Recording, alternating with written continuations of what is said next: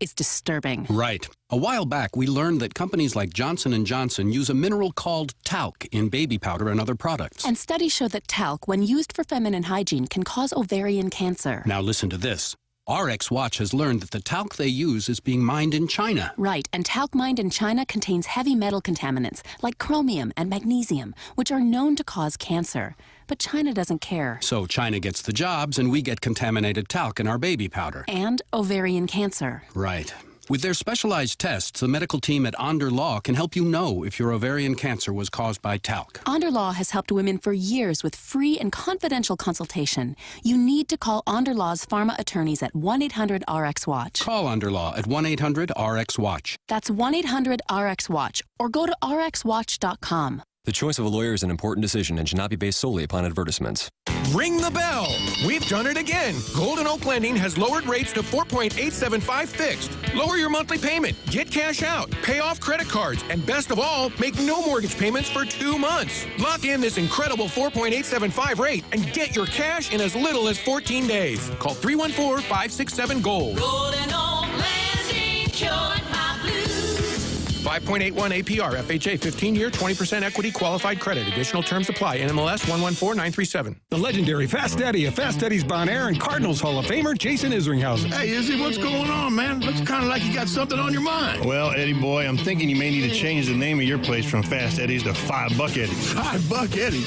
Man, why in the world would I call it $5 Eddie? Well, I was in there the other day and bought myself the coldest beer I've ever had in my life, and I gave the guy $5. And then I went over and got some of those huge cold water peel and eat shrimps, and I gave her $5. Well, I never really thought about that. There's a lot of $5 going on in there. And then I went back up and got one of those huge Fast Eddie cheeseburgers, and I gave them $5 again. Man, definitely has a ring to it. I think there's a lot of $5 going on. Yeah, and I had about $100 worth of good time. Well, that's good to hear, and it's easy to do with live music 7 days a week and a big old party going on that big, beautiful outdoor patio. Well, like Mr. Shannon always says, if you're 21 and in the mood, head on over to Fast Eddie's Bon Air in Alton, Illinois, and maybe take a selfie on that old Harley Davidson of mine. Who else has got a Cardinal Hall of Famer's Harley Davidson sitting out on the patios for some selfies? Only Eddie boy. This is the story of the one. As a safety manager at a manufacturing plant, he does everything he can to keep his coworkers safe. From finding ways to reduce risks to keeping safety supplies in stock. And for that, he relies on Grainger. Grainger offers a broad range of quality products and next-day delivery, so he can always play it safe. Call 1-800-GRAINGER, click Grainger.com, or just stop by. Grainger, for the ones who get it done. WXOS HD1 East St. Louis. 101 ESPN is driven by Auto Centers Nissan, home of the lifetime warranty and 30-day return. Rise and shine, St. Louis. It's the Brown and Crouppen Morning After with Tim McKernan, Doug Vaughn, Martin Kilcoyne, and Jackson Burkett on 101 ESPN. 7 o'clock in St. Louis, you're listening to TMA, presented to you by Brown and Crouppen, 101 ESPN, and the TMA STL YouTube channel. It's a program that solicits your participation via the Air Comfort Service text inbox, 314-399-9646, via the Michelob Ultra YouTube chat, youtube.com/TMASTL. And Doug, the Cardinals are coming, tra-la, tra-la. They get hot, they win a baby, and... We haven't won the baby yet. Well, we won everything over the last 8 days. This ball club is hot and ready to soar. 8 in a row, 10 out of 12 now. They won their last 5 games by a combined score of 27-4. They gave up 4 runs in the last 5 games. Eric Fetty, Andre Palante, Miles Michaelis. Yeah. You try and hit them. Gray, Livator, they all look good. They all look great. Yes, it was against a bad team, but those wins count just as much as wins against anyone else. Wow. Pirates and Nats. Nobody's playing better than the Nats. Well, two of the wins were against the Mets. Take a look at that. It doesn't matter where the wins come from. Just get them. That's the formula. Beat up on the bad teams. Try to break even against the good ones. Game out of first. Joel Pozo, the key to the season. I think I said that. Was it the second show in Florida or the third show? It was the third show. I remember you said the third show, that Wednesday that's show. That's a great point, yeah. After we saw him play some rag ball down in spring training, we knew that this guy was going to be the key. Rag ball. I like that term. The rich Lord PP. You know, from the PP family? And their member is at Log Cabin, I think. Not met him, but would love to. He says, Birds, 25 World Series champs. Well, I'm not ready to say that they're a World Series contender, but I think you'd have to at least give them the fact they look like a Central Division contender right now. I like how Doug takes every text and actually analyzes it and gives a gives a reasonable response to what may have been an unreasonable text. This team will never lose again. Well, I don't know about that. Jake Reynolds says, are the Cardinals playing? I haven't paid much attention. Stop it, Jake. Yes, they're playing. They're playing some darn good ball. We never hesitate to knock them when they're playing poorly, and now they're playing great, and we got to give them credit. The starting pitching has been just incredibly good. I don't think anyone saw this coming, but it has been good. There's no doubt about that. Victor Scott, 11-game hitting streak. Was on the line, got a late hit to extend it. We're in talks with the great Chris Tuno about Victor Scott II joining the program this week. Friend of the show. Contreras started hitting again. Yeah, that's been about 2.5 weeks now. Yeah. He's been on the Rake show. Arenado kind of looks like his old self here the last week or so. So things are looking up. What hit me over the weekend was the missing out of the every other night or every couple days, the Blues, the anticipation of the next game. And I watched a little bit of playoff hockey. And I know it had been a week yesterday, the Game 7 debacle. But over the weekend, I was just missing that, hey, the Blues would have been home today. Oh, the next game would have been what night? You get a little bit into that rhythm for a couple of weeks, and it just becomes part of what you do. Yeah. Hey, when's the next game? Oh, man, I hate so-and-so. And it's a void, I would say, Doug. Doug, is it a void? It is a void because you plan a big chunk of your day around it. Yeah. You think, well, I'm not doing anything tonight. I'm plopping down right in front of that TV. Sharon and Clayton is in an alliance with Jake Reynolds. I didn't know that was going on. So many different alliances, so many different rivalries, Martin. Agreed, Jake. Baseball is boring. I'm still mourning the Blues. That's from Sharon and Clayton, and she is in mourning. So she is with Jake Reynolds, who does business, I believe, as TMA Walrus #1. I think we can do both. I think we can mourn and yet find something to be happy about with the baseball club. Thank God you got something to turn your attention to. Battlehawks 3 in a row. The next 3 games, all on Fox 2. And, Tim, you know what I always say is, could we just do a half-hour pregame show? Oh, yeah. It's not enough to carry the game. I often volunteer for a 30-minute special to lead into the game. Even though the team's not based here, we'll do a 30-minute special, Doug. Okay. We'll start at 11:30 on Saturday. What do you got over at the 4 Fox? Probably don't have. You probably wish you had that show. Yeah, I really do. I really miss it. I really miss all the work involved. Doing it alone, too. That was really special. That was so much fun. If the Cardinals win 4 of 6 this weekend, will we see an uptick in attendance for the next homestand? That'll be a week from tomorrow against the Detroit Tigers. I would say yes to that. Plus, you have school ending. School is out. Yeah, the college kids are coming home now, and no more school nights for everyone else. So I would say, sure, yeah. If you got a contender, they'll come back. I don't know what this means, but it's from the Loomster. And Jackson, is he on your Mount Rushmore? No. If we could get he is? No, he's not. Oh, he's not. If we could get about 7 or 8 people to not participate in the show anymore, we could make it great again. Doug, that's from the Loomster. Hey. I don't know what that means. Meaning weed out a few. Is that right? Loomster, you'll have to call in. Oh, no. 314-974. I didn't mean that, Tim.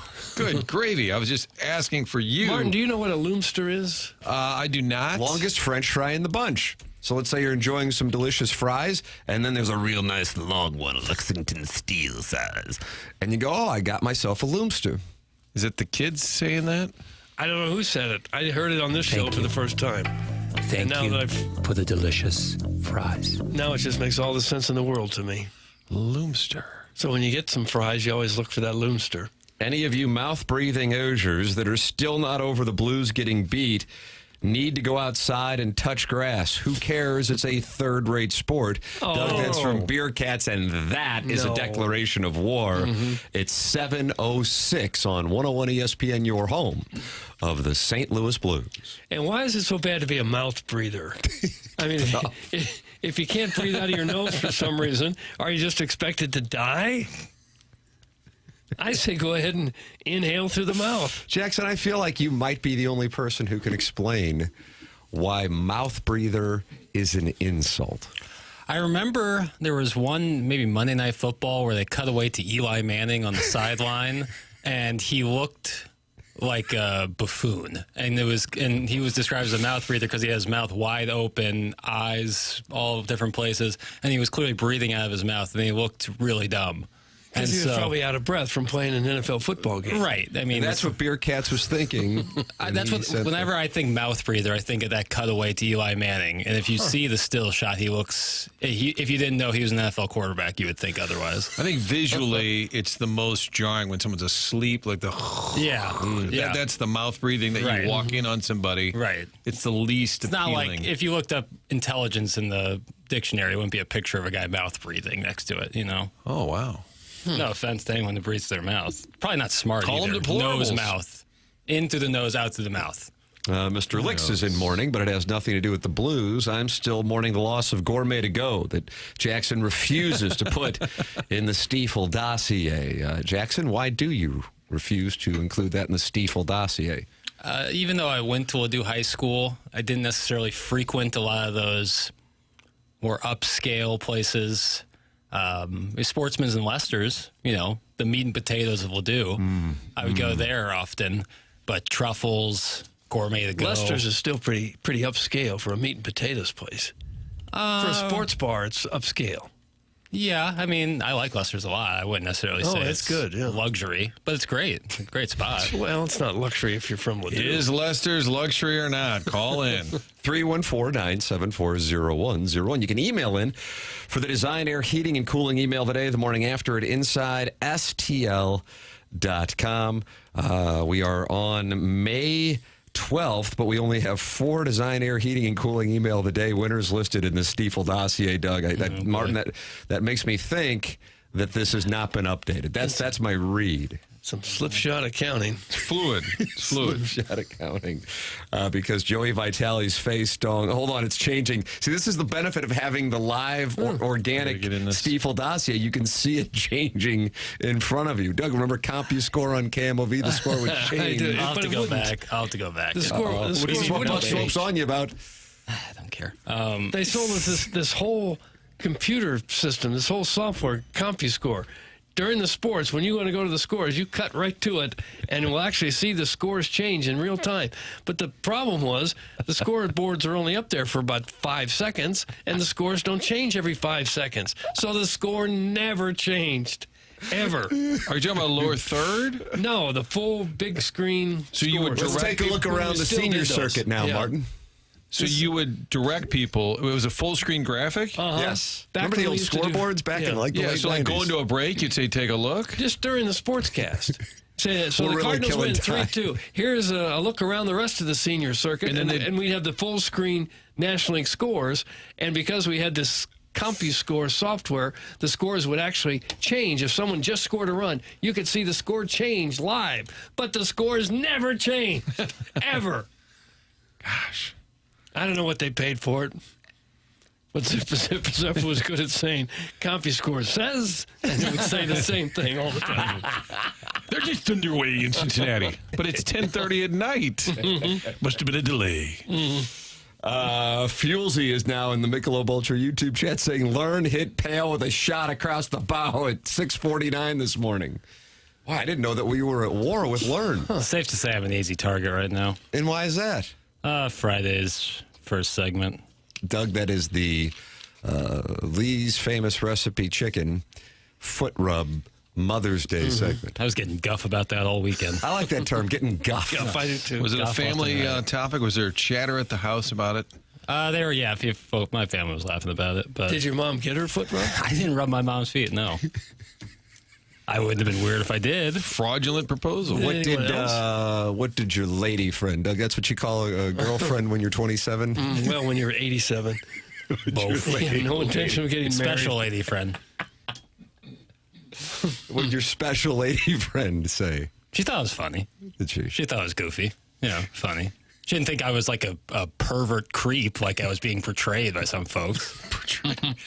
I told you I was at an 8-year-old baseball game on Saturday, just getting loose with the kids, Sure. a couple of ground balls here and there. And was it JD's dad, Tim, that said? I think it was JD's dad. Just getting caught up in the podcast. What's up with the foot rub? And he goes, I don't get how it goes with chicken. And I said, that's kind of a tough.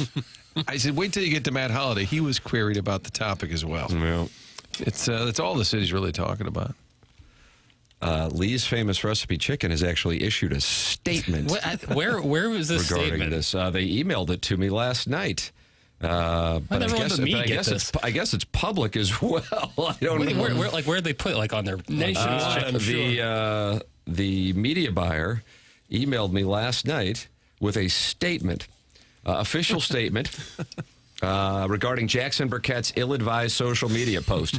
And isn't this... Oh, no. You're like the Lee's spokesperson, and you made this... Oh, I'm looking at it now.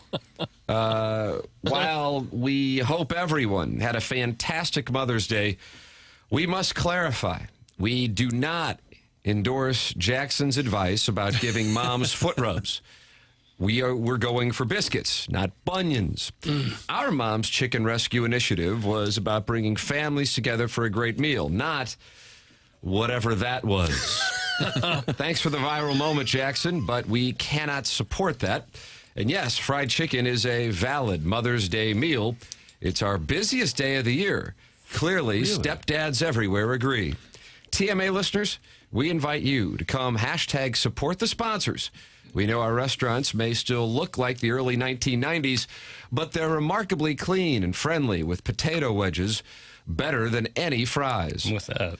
Restaurant remodels are coming soon. Until then, we're still serving the best fast food fried chicken around.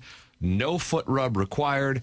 See you all at the Dotem, Lee's Famous Recipe Chicken. Doug, that's on their stationery. Right. Biscuits, not bunions. That's what I do like that. about. That's pretty good. Was it from an actual Lee's that was from their representative? media buyer. I got to say, I like how they had fun with it, and there's so much BS in the corporate world. I like that. They rolled with it. Yeah, I mean, good on them. But I still maintain my position. Can't wait this for guy's dying on a hill right here. Can't wait for Jackson's Father's Day salute. What do you got in mind for Dad? Lee's fried chicken never hurt. Busiest day of the year. I don't know what to say. I feel I maintain my position. So just clarity, you set up your phone. Somebody said in sales, hey, Lee's would like you to do a social media post. For Mother's Day, yeah. For Mother's Day. Saying you set up the phone in the old TMA studio. Correct. Some called it the closet by the pissa. Yeah. Oh. No. And you set up the phone. And you just told a little 60-second anecdote. Is that what went down? Yeah, they're like, keep it under a minute. Give us a tip you like to utilize for Mother's Day, and then talk about getting some Lee's fried chicken. Mm-hmm. And I thought, I could do this one of two ways. I could just be like, oh, get some flowers and chocolates, and this will be a nothing, and people will scroll right past it, and this, that. Or I have some fun with it. Sure. And I decided to have some fun with it. Oh, did you? And no good deed, I guess. Goes unpunished. That's the way that it works. Hey, Beer Cats, you live in a 2-bedroom hut in Webster Groves. Put down the phone and get to your job at Waterway. That's from the 636. I believe that's an angry response to Beer Cats saying if anybody is still upset about the Blues' loss, they need to go outside and touch grass. It's a third-rate sport anyway. I think that's what I'm that's still upset about it. I'll go touch grass later. I haven't watched, I don't know if I've watched 10 minutes of the Stanley Cup playoffs since that game. For reals. I know the Jets lost last night. I know Connor Hellebuck had what we call an own goal in the industry. Yeah. 5 goals and like 26 shots. And he pitched a shutout Friday. The night before, yeah. Well, he has some issues when he goes on the road. So, the Jets lost. So, and remember Bernie Federico last week? Picking the Panthers? Picking the Panthers. Yeah. And they were down 2-0. Were they down 2-0 when he said that? Yep. They were plus like 190 to win that series. Bernie Federico's a shop. He's giving us picks. Bernie Federico makes picks. We make money. A lot of pressure on Chief and the Leafs. Everybody probably in Toronto is thinking, oh, boy, here we go again. Yeah. And the local kid, Nardine Prairie, Joseph Wool in goal, had 35 saves, and all of the Toronto media was saying we're wasting this great goaltending effort. In a loss, they lose 2-0, series tied. I like the announcer. It was on, I think it was TBS. The game ended, and he said, "This series is far from over." I'm like, well, right, it's tied 2-2. I would have to agree. I would have to agree. It is far from over. Yeah, Leafs, Panthers. I think that I would guess the Jets are done. Doug, I'm going to say it. I think Stars win that next game and then move along after that. Yeah, I would think the Jets' time is coming to an end. But I'm still pulling for the Leafs because of Wall and for Craig Berube. Yeah, that's a good story. They still got a shot, obviously. The series is not over. It's tied. It's not over. He still got a shot. 2-2. That's right up there with this series. I just talked myself into that. Jackson, I bet the Celtics, when they were down 2-0 to win that series, that was your counsel. Mm-hmm. They shipped the Knicks on Saturday at the Garden. Do you still like my play? Yeah. Okay. Because I'm given an option to buy out. No. Ride. Yeah, ride? Okay. Yeah. There you go. Ride. Yeah. Nick's depth is going to be a real issue. Nick's depth, real issue. Well, it looks like Cleveland's in real trouble. Down 3-1 to Las Pacers got smoked last night. I mean, that's embarrassing. How many really NBA games up. in the playoffs can be like that? I don't get There it. haven't been, though. Yeah, there have. I mean, the Cavs Heat series was bad, but this was like the first real shelling in the second round. Oh, the second round. Okay, I was including all of the playoffs. Yeah, first round. I guess I don't get to count. Tim, the first round doesn't count. Well, no, I just said that the Cavs and Heat series was super lopsided, and that was a first round series. There have been a handful of games where the scores are disparate. Sure. Cavs got outscored in the second quarter 42-16. Yeah, they got worked. How? NBA players are really good, and when they get hot, it's really hard to stop them. And then when you're injury riddled, it's tough to defend. All right. Sounds like you're making an excuse for the Cavs. You're carrying their water. I like Kenny Atkinson. Hope everyone had a great Mother's Day. We hosted a nice brunch. First, we said a prayer for Pope Leo. Then we enjoyed some delicious quiche. And lastly, we passed Mom's Tootsies around for a rub down. It's nothing sexual, you perverts. That's from Big Tough, Doug. That was kind of a little autobiography. It's not. All right. Oh, great. NBA talk. Stop. Knock it off. It's from the 314. More basketball talk? Time to turn on a podcast for the rest of the morning. This crap puts me to sleep. It's from the 314. Nice. Yeah, we've already made enemies. We're 19 minutes into the presentation. Yeah, what a week. Hot start. No, hold on. What's the problem with this week? It's just, it takes the air out of you a little bit. Already? So the air's taken out of you at 19 just a minutes little in? bit. Just a little. I wouldn't say that, we're going down, but just not what you want to hear. Not on Monday.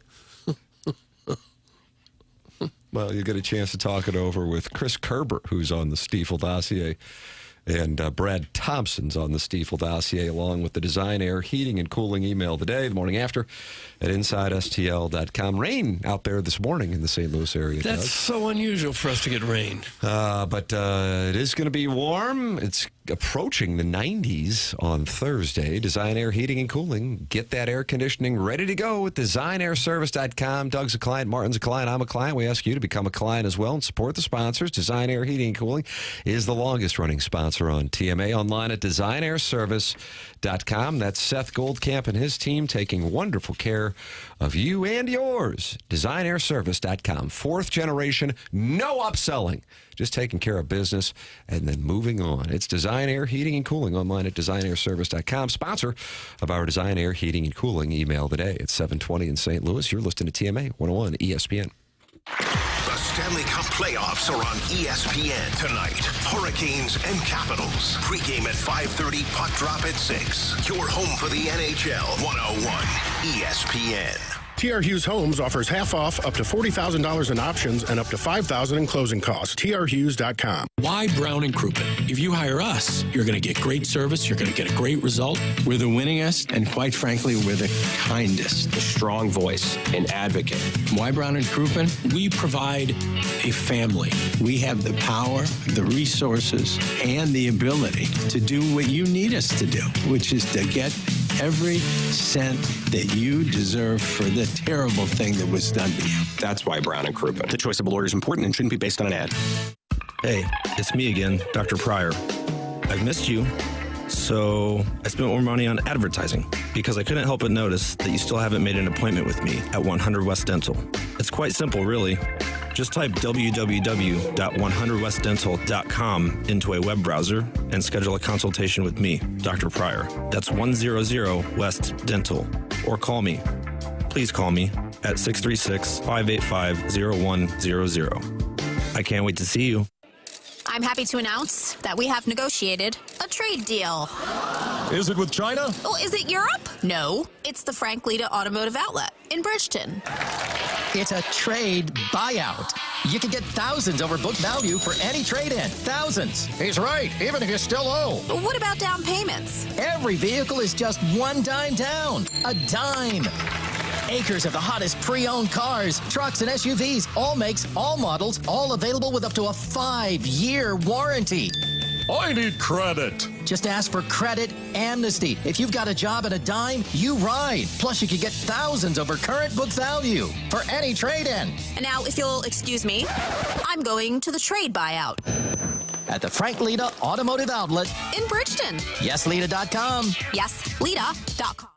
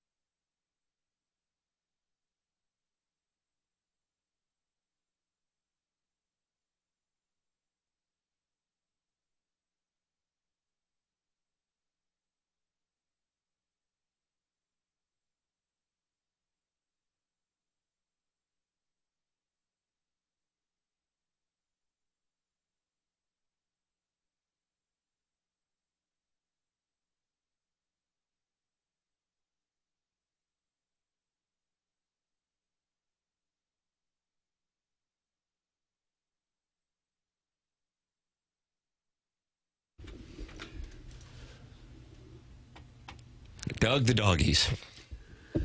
Well, it didn't go well for them again, right? Not having a great year. What makes you say that? Well, there's still time to turn this around, Tim. What, and win a baby or something? Yeah. They're 2, 4, and 6 as I look at the fixture or table. What am I looking at? The table or the fixture? ESPN calls it the fixture. The standings are the tables. The schedule is the fixture. Okay. We couldn't possibly call it the standings and the schedule. Uh-oh. Because that would be Americanizing the game, right? Maybe just don't look at it at all. Okay. They're 0-6-2 in their last 8. Ouch. 0-6-2. Licks, my cousin and I are hosting the Megan Meyer Golf Winter Thursday at St. Louis Country Club. Make sure my grooves are properly cleaned out on my 54 and 58 degree wedges. Doug, that's from the Warson Woods Wacko, implying that Mr. Licks works in the bag room over at St. Louis Country Club? Well, he might. He might, and get those grooves cleaned. I don't notice whether my grooves are cleaned or not. Are you just not compressing right now? Right now, you could get rid of that. Ever. I don't know. I wish I could tell. I can't. Well, good news. The Cardinals are coming. Here we go. All right. Here we go, Redbirds. Katie Wu with a column on what has taken place during the 8-game winning streak. And there's some details that are pretty eye-opening for Cardinal fans. Specifically, really, with the starting staff. The rotation has the 3rd most innings in the majors. Doug, can you guess who the 2 teams with more innings from their rotation are? How about the Yankees? No. I know Max Fried's having an unbelievable good year. What, is he part of the Prime Ministers? He is not, but I think he leads the majors in wins, and he's got an ERA of like 1.05. He's been great. He has almost as many wins as the Colorado Rockies. Doug Stalling. Yeah, it's a nice read, Martin. I'll say the Dodgers. No, I'm sorry. No, Mets. No, I'm sorry. Phillies. No, I'm sorry. Padres. No, I'm sorry. Initials, please. Padres? No? KCR and BRS. KCR and BRS. This can take a minute. Crystal County Raccoons. They got a club. Yeah. Crystal with a double K. I like the White Castle in the South. BRS, you said? Yeah. BRS. Brandon Rojas Simulation. That's correct. That's what it is? Cardinals with 225 and 2/3 innings from their starters. Only the Royals and Red Sox with more. Okay. And who would have thought that? I certainly wouldn't. They rank in the top third in opposing average of 237. They've also allowed the third fewest home runs and have recorded the most ground ball outs in baseball, as they're kind of going back to the Dave Duncan style of pitch to contact. Yeah, why not? Especially if your middle relief is not what you want it to be. If you can get a few more innings out of those starters, that's a big deal. But now the middle relief is starting to emerge, and that's another point that Katie makes in her column this morning in The Athletic, and that is Leahy and Maton with the 7th and 8th spot, Helsley, of course, in the 9th, and then Romero has gotten it back, while Graceffo is now becoming a factor for the Cardinals. And Steven Matz has been good in the bullpen, and then Steven Matz was a perfect example yesterday because Miles Michaelis was only at 69 pitches when they pulled him, but the Nationals had 3 straight lefties and a switch hitter, and so Ali Marmol elected to pull him there and go to Matz. And Michaelis, is bad as he was that Fenway Park outing, 7 of his 8 starts. So take that one off. Tim, you can just remove that. That's how Spags would do his run defense. You take away the 58 and the 74-yard run. Wow, you really shut him down. But Michaelis, in 7 of his 8 starts, it's 3 runs or less. And in 5 of the 8, it's 2 runs or less. So he gives you a pretty competitive. It doesn't look like much when he's throwing it up there. But on the whole, he's giving them, winnable starts. And I think in Fernandez, you hate to blame all on one guy, but he was just a disaster. Cost him in Queens, that's for sure. Yeah, and they were slow to take note or do something about it. But since they removed him, it's sort of stabilized things in the pen. Michaelis doesn't blow anybody away with his velocity, but he's got very good control. He usually doesn't walk a lot of people, and he's got control within the strike zone. He doesn't usually put it down the middle. When he does, he gets in a lot of trouble. But when he's going well, he can pinpoint where his strikes are going, and that's been the reason for his success, I think. In addition, the Cardinal offense. We mentioned Wilson Contreras on his heater. Arenado has also been on a heater here over the last week or so. And then you've gotten some consistency from Donovan and Victor Scott. So Contreras has a 342, 1,084 OPS, and then hit another home run. And then the Cardinals have been getting what they have been getting also from Nolan Arenado, as they have been on quite the heater. Contreras over the last 7 games, 1,222 on his OPS. Pace, by the way, also over 1,000 in Arenado as well. Burleson, who was lacking playing time, is getting the most out of what he's getting now, as he is right at 1,000, just shy of 1,000 over the last week. Yeah, and defensively they've been very good. 3 of the infielders, Arenado, Wynn, Donovan, those are gold. Either they've won Gold Gloves or they could win that caliber. Contreras hasn't been bad at first. We were worried about him. He's okay. Scott's made some terrific plays in center field. So that, has really helped the pitching, obviously, as they play solid defense. Hey, Wacko, you're lucky your cousin's nice enough to let a 22% tax bracket person like yourself onto the grounds. The reason you can't do it is you belong to a quasi-public course. That's from Mr. Licks. And just like that, we're off the Cardinals and back onto elitism. I always thought this show was based on stupidity, but it's really about zip code shaming. Is that you think? I feel like I just don't understand the Webster Groves Cottleville war. The other ones I understand. Do I support them? But I understand them. The Webster Groves Cottleville one, Martin. That's the one. That's the real 12-16. They each take shots at one another. Yes, Webster Groves and I just don't feel like they cross paths that often. I don't know where they cross paths. No, I guess some Webster people could be going out to Frankie Martin's.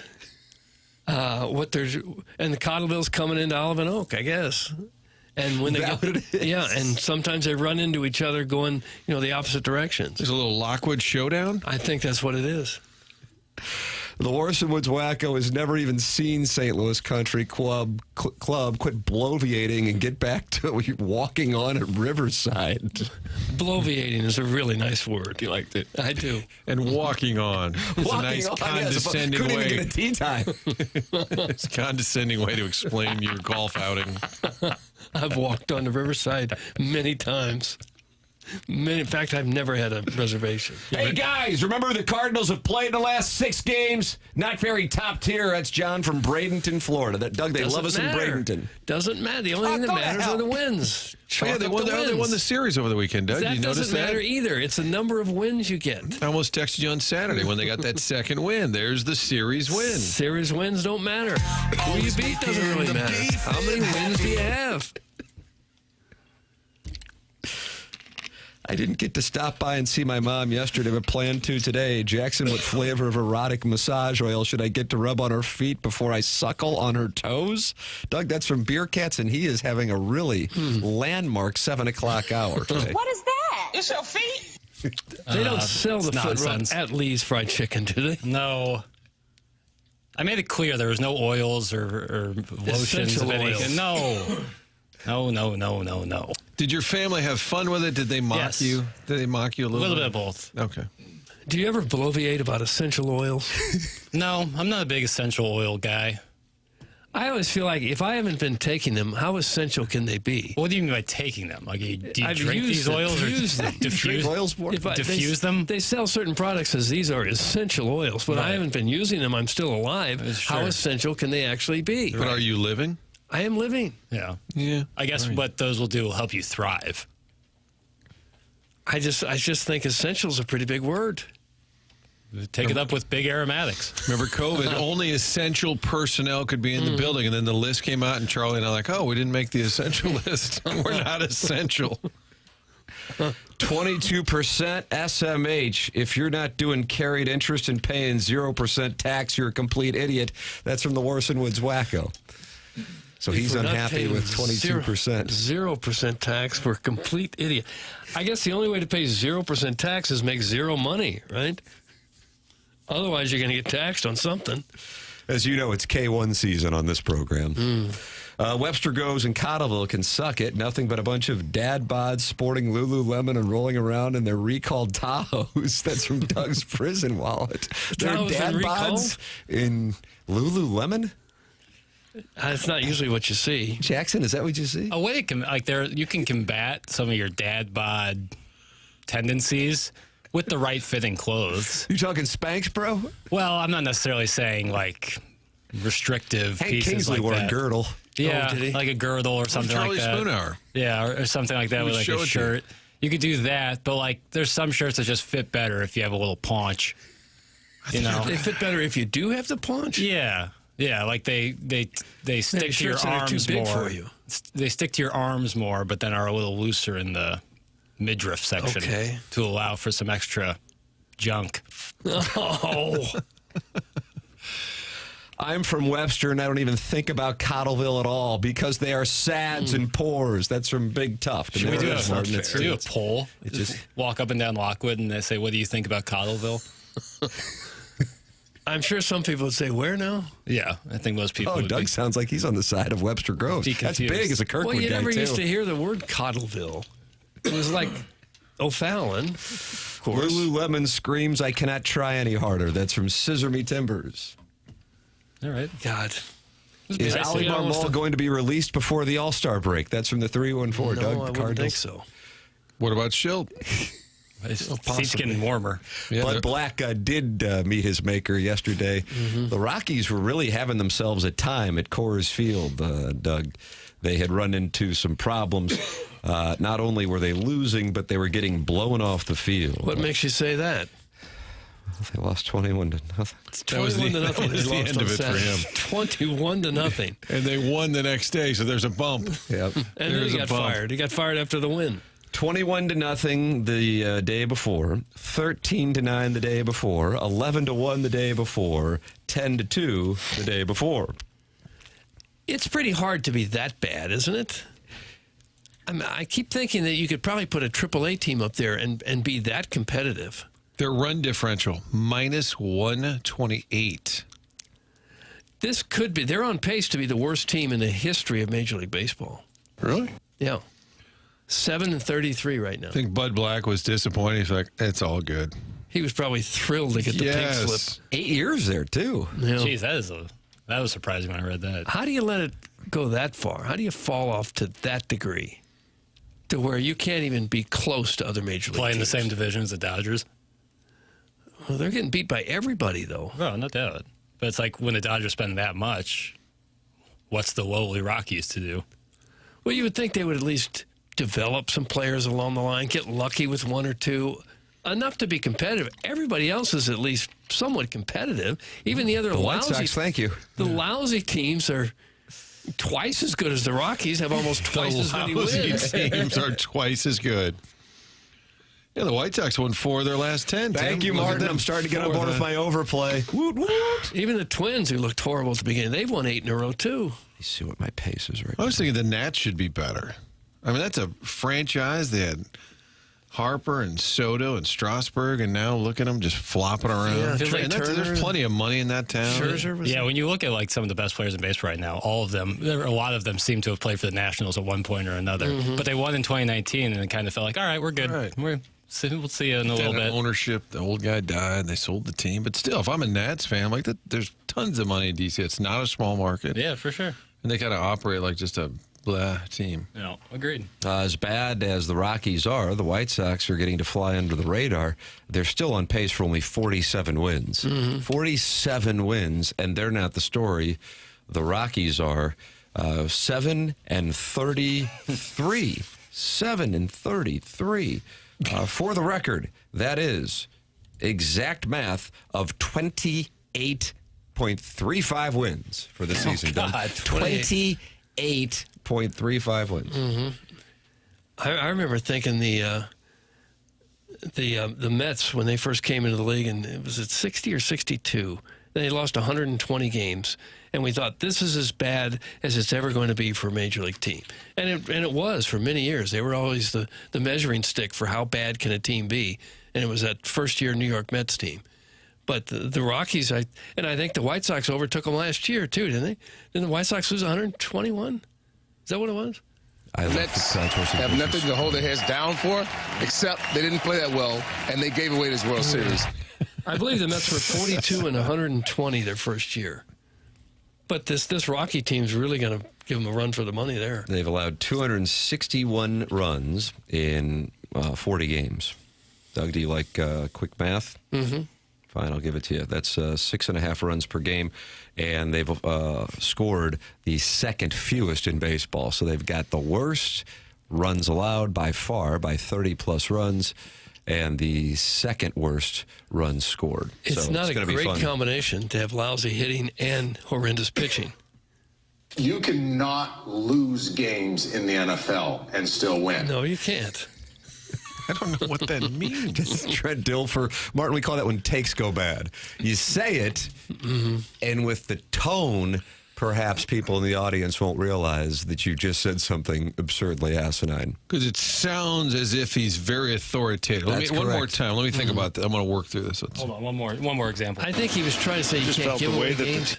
Let's say that, Doug. He was probably trying to say you can't give away games, you can't make mistakes to lose games. Well, here's John Smoltz. I just felt the way that the Team USA roster is built, they would have to outscore their opponents to win. That's the kind of analysis I used to give. Now, he's a Fox guy. In defense of John Smoltz, is he saying you're not going to pitch great? You're going to have to win 8-7, 6-5, but out of context. Correct. Perfect. And we're going to Trent take Dilfer, I don't know that there's any context for that. I think it's the same thing. He's saying you can't lose games, you can't make mistakes, you can't give games away. Right. But the way he said it came out. Right. You cannot lose games in the NFL and still win. I don't understand. It's really impossible to both lose and win. You can tie. That's my wins per game stat. He sounded like Jeff Fisher a little bit there. That delivery, that cadence there. A little bit. I wonder if he left the set that night and just banged his head against a wall for having said that. Earlier, Doug was doing Stumbles into Opinion Guy, and I told you guys there's a new version that's out, and it's Likes to Recap Guy. So the guest is on. Let's say we had Chris Long a couple weeks ago, and then he hangs up, and then you spend the next 5 minutes and just what a great career. You think about all the things he's done, even though you just talked to him for 30 minutes. Yeah. Really just an asset to the community. I mean, think about it. 72 sacks, did a lot of great things. Great having him on the show. Made it to a couple Pro Bowls, Dad's on TV, and just really appreciate him hopping on the show. I just think so many different things to think. And you're like, he was just on. Yeah. So you move on to the goodbye, go to the break. Likes to recap, guys. Listen for it. It's like adding sawdust to ground beef. You're just kind of stretching out your pile more. The guest is gone. Yeah. I just listened. I don't need a 5-minute review of who they were. LMAO, carried interest, you still have to pay tax on that, you absolute dolt. You don't want to pay taxes on capital gains? Try an opportunity zone. I heard they're redrawing the lines to include Warson Woods. It benefits disadvantaged areas, and yeah, your neighborhood could use the investment. Doug, that's from Mr. Licks, and he's going to invest in Warson Woods? And wasn't he talking about annexing Warson Woods for Ladue? He wanted to make it a lake. Yeah. We finna be rich. That's right. It was going to be the Gulf of Ladue, was it?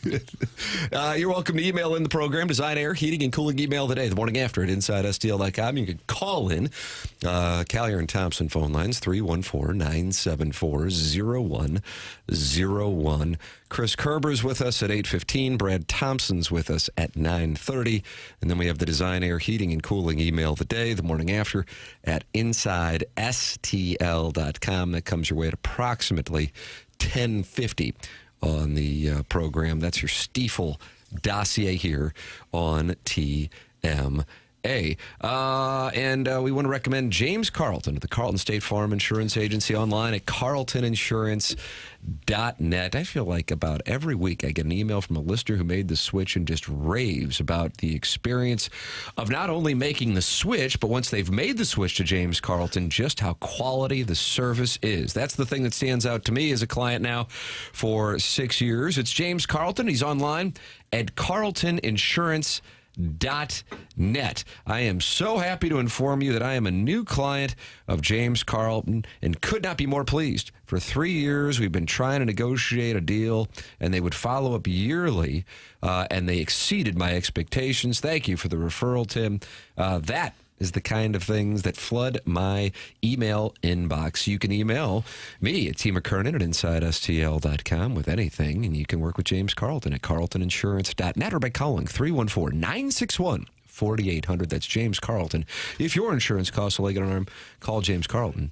State Farm. Tim McKernan, Doug Vaughn, Martin Kilcoyne with you. The program's called TMA, and it is presented to you by Brown and Crouppen on 101 ESPN and the TMA STL YouTube channel.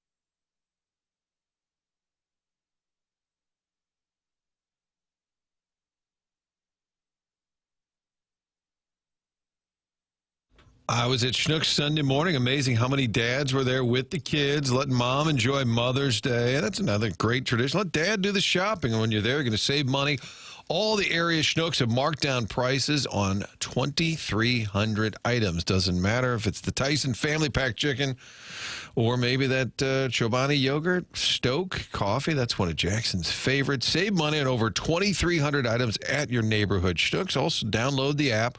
That way you're saving money when you check out. It adds up over time. They also send you the digital coupons, let you know what else is available around the store. You've got digital shelf tags that also tell you about items that are on sale throughout the store. Grocery prices have been tough on everyone. Schnucks doing their best to help you out. 2,300 items, all marked down. It's everyday savings you can count on. It's your local Schnucks, so stop by, save money, and get the Rewards app. That way you're piling up the points, saving money, always saving money when you're shopping at Schnucks. New lower prices every day.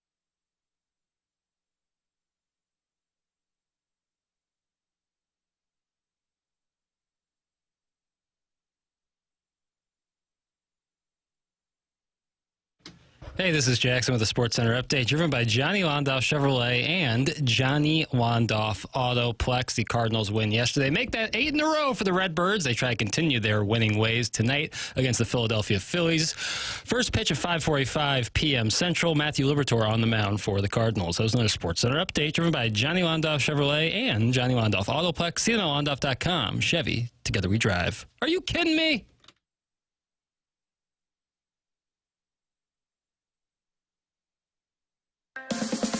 In 2025, we're gonna go all in. Gonna start it off by thumping the Twins. From there on out, it's all downhill. We going bats on fire. Bill. The man at the Jackson, can you change my name to the salty bald dad from Caseyville?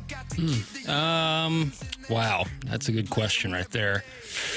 We're outside of my Why are you considering window. Yeah, I mean, Doug, are the rules there for a reason or not? I think they are. Well, yeah. after Friday's opening segment, I kind of retired from the text inbox for the day. And so I didn't do a lot of work on Friday in terms of changing text names, mostly just to save my eyeballs from what I was seeing. So maybe today I'll give a 1-day grace period. Oh, my. So if you didn't get your name changed in the text inbox, and if you're just sitting there with a 314-618 or 573, you can get it changed today, and today only up until 11 a.m.? Yeah, 11 a.m. I'll cut it off until a moment. until All June. right. So it looks like the salty bald dad from Caseyville is going into the Air Comfort Service text inbox, 314-399-9646. That is how you can get your name updated in the 101 ESPN text inbox, and they're not happy about it. Jackson's soft. He'll do anything we tell him to. It's from the 618. Is it really an important thing for people to have their name changed? In it makes them feel close to the program, and we like that. But my name is Jackson. Don't spell it Jaxon. Oh, now you're only going to see Jaxon going well, forward. Well, they're not getting diddly if that's how they're going to start. Jackson Hayes? Jackson Hayes spells with an X, yeah. Jonathan Hayes was the Battlehawks' original coach. Jonathan Winters was on the Rams board while in St. Louis. Yep. He was on Mork and Mindy, am I right? He was briefly, yeah. He had a bow tie. A funny guy. Really funny guy. Yeah, somebody you need on your board. That meant the Rams were serious about winning football games. Jonathan Winters. It was Maxine Waters, Jonathan Winters, Dan Deerdorf. Bill Cosby was on there, Martin. Cosby, yeah. Bill Cosby? They He was on the Rams board while they were in St. Louis. Him. Yes. Really? The media I'm guy. not making this up. Like at the start? That's interesting. I just find it. They always had a board, and it was mostly the leftover L.A. That's crowd. what I was thinking. So That's right. And you would ask Dan Deerdorf, but he's like, no, there are no meetings where I'm sitting next to Jonathan Winters. But he was on probably wishes there was. But who decides at what level? Like, we should probably have him on the board. Is that something like they would just give to celebrities? Like, hey, you can be on our board? That seems like a pretty big, matzo ball to be handing out. He probably told somebody he was a fan. They go, you are? Really? We'll put you on the board. It's very Georgia-esque to have the Hollywood. Oh, is that right? Yeah, just kind of like a cocktail party in Ladue. It's about who's there, not necessarily the libations themselves. Is that what you're telling me? Yeah, just kind of like celebrity friends. The Ladue News photo shoot. All due respect. I'd like to get into one of those. Well, I'm sure they're going to be covering us. While we're at Lester's. Hey, guys, do you remember how John Shaw kept his office in Los Angeles the entire time the Rams were in St. Louis? Well, tell him good luck. That's from Big Tuft. Yeah, probably a bad sign. Pico Avenue. You'd call the Santa Pico, Monica. You'd call the Pico offices, and there was an older woman named Ida. Ida always answered the phone. And then John, Martin, what's going on? Well, your team's terrible, and we're located here in St. Louis. I just thought I'd give you a couple of updates. What's happening? What's Linehan saying? Like, well, it's not going well. Track of that? No, I'm exaggerating slightly. Why didn't he move here? Well, he had a pretty good spread in L.A. Well, I'm sure he had it good there. Why did they move out of there then? Well, I think for the business of the team, Doug, it was an improvement to move from Anaheim, where they had like 10 fans, and then they moved to St. Louis, got a big old honeymoon. But if you were in charge, if you didn't have to move, I guess it's just we're going back almost 30 years now, where it wasn't quite as easy to communicate. This was before Zoom and Facebook Live and all that. Well, I think you're right. I think that speaks to the disconnect. Who's in charge around here? Oh my! Call out to Pico. That's what you would do. Call out to Pico. Is that what he was saying? Then you call him at Pico. John, what's going on? I don't know. What are they saying, Martin? What is everyone saying? Hey, the Cat got a chance to talk it over with Nolan Arenado, and they were on the field following the sweep yesterday. Audio courtesy of FanDuel Sports Midwest. Here is Nolan Arenado and the Cat talking it over. 8 straight wins. What's going on with you guys? Nothing, man. We're just competing. We're playing hard. We're getting good pitching and timely hitting. And then our defense has been outstanding the whole year. And that's it. I mean, we're not overthinking it. We're facing some good arms, some good teams, but we're just trying to battle and do the best we can. I think as an offense, we're going to find ways to score. Today we slugged, and Miles did a great job, and then our bullpen came in and shut the door. It was a great win. That offense is up and down the lineup. How dangerous can you guys be with that? I think we can be pretty darn good, and I think we are. We're showing that we can compete. We're walking. We just have good collective at-bats, and it starts with Lars at the top. But everyone's contributing, and it's been a lot of fun. They had a post-game quote. I saw Katie Wu, Derek Gould all had a quote saying, "We're starting to show up now, expecting to win instead of hoping to win." He said it's the first time in a couple of years that they've had that vibe in the clubhouse. I did notice when he got that double late in the game, did you notice the bench? They're trying to get forced them to it. Like the arm flap thing that they're doing. They've been doing that since the opener against the Twins. Yeah. Arenado clearly not on board. No, he just won't do it. And the Cat actually asked about that. I cut it out of the I apologize. We wanted the one thing we wanted. I honestly didn't know that. Because I would kind of like to hear what he had to all right. say. Okay. Give me it seems kind of interesting, but I guess. Oh, sure. Jackson, your Instagram account, which is St. Louis Starter Packs, is that correct? Yeah. Just had this post, Doug. Okay. Let me see if I can. Doug, you love guessing games. I do. St. Louis history. The Hill. New York Yankees. Yogi Berra. What do you think the significance is of the post today? The significance regarding Yogi Berra. Yogi Berra's birthday. Yogi Berra would have been 100 today. Oh, what about that? Yogi Berra was born 100 years ago today. If you're from St. Louis and didn't know that he grew up on the Hill, you're not from St. Louis. In fact, if you talk to anyone who grew up within 5 miles of the Hill in any decade, you'll get a story about how them or someone they know had a random experience with Yogi, a true St. Louis and New York legend. 100 years ago today, Yogi Berra born. How about that? He was part of the D-Day invasion on Omaha Beach. Said he was in one of those Higgins boats firing a .50 caliber gun and to support the troops storming the beach. It's amazing what that generation had to go through.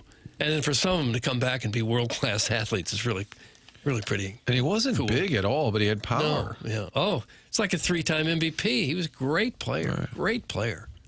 And you cited that generation while watching your sons bicker over an Easter egg hunt. Is that correct?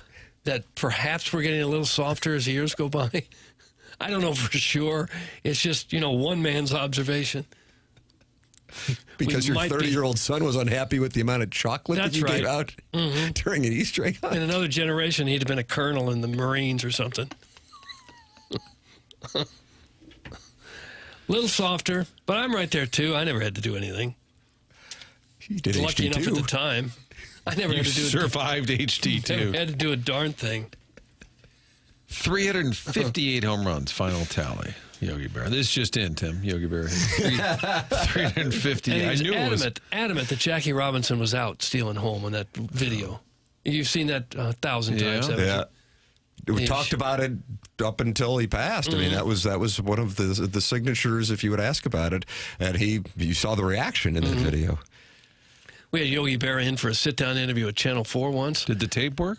The tape worked, but my Sharpie pen did not. For some reason, I had a Sharpie with me to write notes or something, and as I'm getting him mic'd up, ready to go on this interview, my Sharpie pen accidentally brushed against his khaki pants and made a huge black mark on his pants. No. I don't think he noticed it.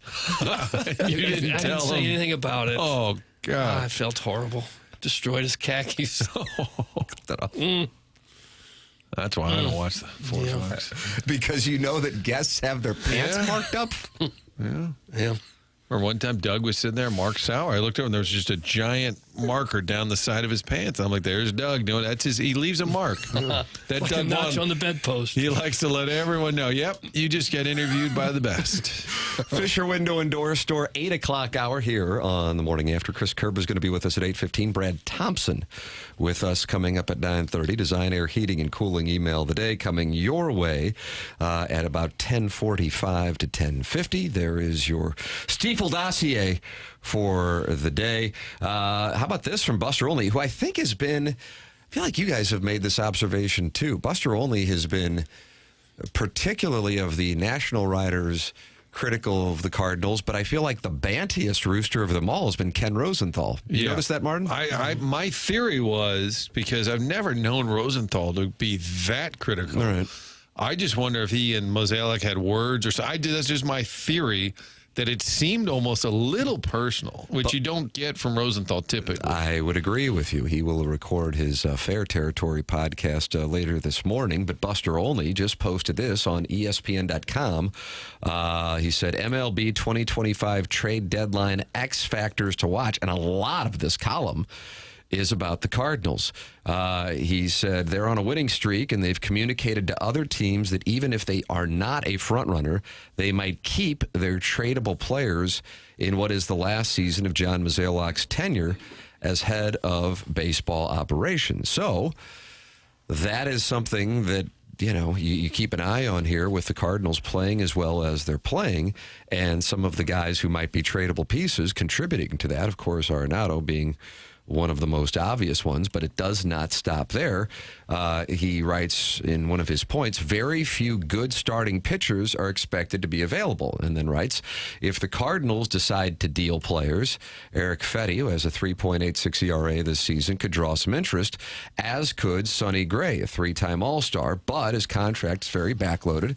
He's owed $35 million in 2026, and the last time he was traded to a contender mid-season from the A's to the Yankees in 2017, it didn't go well. And then his final point is also Cardinal related.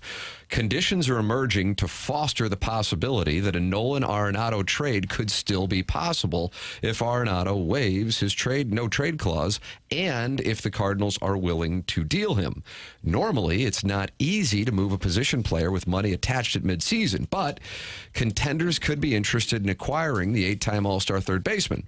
The Cubs haven't found a solution at third base. The Yankees will soon try DJ LeMahieu in their ongoing attempt to fill the position. The Dodgers waited last season for Max Muncy to turn around a slow start, and he eventually did. This year, they're waiting again. Arenado, who killed a possible trade to the Astros last winter, is owed about $24 million for the rest of this year, $27 in 2026, $5 of that paid by the Rockies, and $15 million in 2027. So Buster only writing about 6 different elements of keeping an eye on the MLB trade deadline, which is, of course, still 2.5 months away, but multiple Cardinal points in there. I don't think they can trade off assets right now when they're going this well. I don't think they can. Maybe if you get bowled over with an offer for Sonny Gray or Arenado, but now that the Cardinals have got some leverage and the fact that they're contenders also, they're not going to just take somebody's double-A player somewhere. They're going to want something big coming back in return, I would think. And I don't think Mozeliak's going to want to spend his last year here trading away a bunch of pieces and seeing the team finish in last place. I don't think that's in the cards either. And I think that's why Buster only included that in the column. However, that is exactly what, he didn't say about last place, but exactly what the plan was when they were sitting there at their press conference in October, that they would be trading away pieces, and he was at peace with it.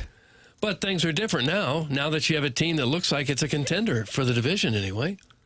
I'd be stunned if they dealt away all these players now. I think the fans would just lose their minds if they did. What do you think, Martin? I think it depends on the return. Like, you could peel off an Eric Fetty, give his job to McGreevy. I don't know what all you're getting for a Fetty. Now, Arenado's more interesting because he's got the superstar name. His numbers aren't great, but he's playing decent, and he's still got a great reputation. So what could you get in return? Although your message to your fans there is, okay, we're kind of in it, and we're going to trade the Gold Glove third baseman. Mm-hmm. I think that's a discussion they have to kind of sort through. And it goes back to whose call is it? I think this year it's all Mozeliak's call. Chaim Bloom is largely working on the minor league reconstruction, but if Chaim Bloom would prefer Arenado be on the team next year, doesn't that get in the way of what they do this year? If he's saying, no, I don't want him traded. But they've always been, I think they set themselves up for a weird position where it's all about kind of rebuilding. They ought to adopt the Doug Armstrong re-whatever. He just started calling it a re-whatever because it had been mislabeled or misstated or it changed. I don't know what the Cardinals are right now. So if they are kind of hanging around, are they still committed to that model of kind of rebuilding it in a way? Because if you are, then you probably should trade Arenado. But that would be a tough message to sell. If I'm looking at it strictly through the eyes of ownership, and I want to emphasize, that is the only way. You have alienated, whether it be intentionally or you stepped in it, so many people in what was the equivalent of a blue chip fan base that you knew year in, year out would perform for you, that if you were sitting around the top of the division or the top of the wild card standings and you traded away key pieces, I don't know how you get that back. Now, personally, I would understand it, but looking at it straight through the lens of the ownership and operating on the premise that the DeWitt family continues to operate and own the team for the next decade, man, that is a move that would stick with them if they were to do that at this moment. And I realize that's not going to happen at this moment. But if a similar scenario were there 2 months from now and you're a game back and the team is, above 500, I would imagine all hell would break locally if they were to do that. I think they could justify losing Gray or Fetty or Michaelis if someone were to want him because they're older guys making a ton of money. And you can replace one starting pitcher with some of the young guys they've got coming up, probably. But there's no replacement for Arenado. You're not going to put Gorman there and think that you're going to be the same team by any stretch. I guess either Donovan or Sajaci could play third and the other one would play second. But your team is diminished greatly if you lose Arenado. I mean, you're not near the same team you are. Losing one of those older starting pitchers who make a lot of money, I could understand that. But once you trade Arenado, you're saying, we give up. I think the Helsley decision is tough because his value, as a closer, you got a window there where you can cash in on that value. And he's still getting saves, but he's given up hits. I was thinking the other day, every outing has been a little bit dicey-ish. He's given up hits in his last 5 appearances. So we haven't had a Helsley-esque, 6 appearances, rather. One of those quick works, classic Helsley closes in like his last 7 outings. I'm just saying, if you're going to trade him, which, again, what Tim's talking about, that would not sit well with the fan base is like, geez, so you really don't care about winning. But I think if you want to trade him, that you got to really thread the needle with a closer because if you keep him too long, the value is just going to disappear. And I also wonder, with regard to Arenado, if Nolan Gorman continuing to struggle, and granted, it's a quarter of the way through the season, but if they go, okay, one of the thought processes on Arenado was getting Gorman regular playing time. And, if you look at the Cardinal OPSs for the month of May, there is a big gap between who is in third to last, and that's Lars Nootbaar for the record at 634, and then Nolan Gorman at 356 and Jordan Walker at 273. Yeah, that's OPS. 273 OPS in May is brutal. That's 10 Ks in 18 at-bats for Jordan Walker. So if the Cardinals were just kind of flopping around over the last 8 games at, let's say, 3-5 or 4-4, I think we'd be talking a lot more about what's going on. In particular with Walker, the Gorman thing has, been pretty consistent. So they're doing this despite getting that abyss from Jordan Walker. Chris Kerber going to join us coming up here in the next segment. Brad Thompson, 9:30. There's your Stiefel dossier. You're welcome to email in for the Design, Air, Heating, and Cooling email today, which wraps up the program every day. The morning after at InsideSTL.com. It's TMA, presented to you by Brown & Crouppen on 101 ESPN.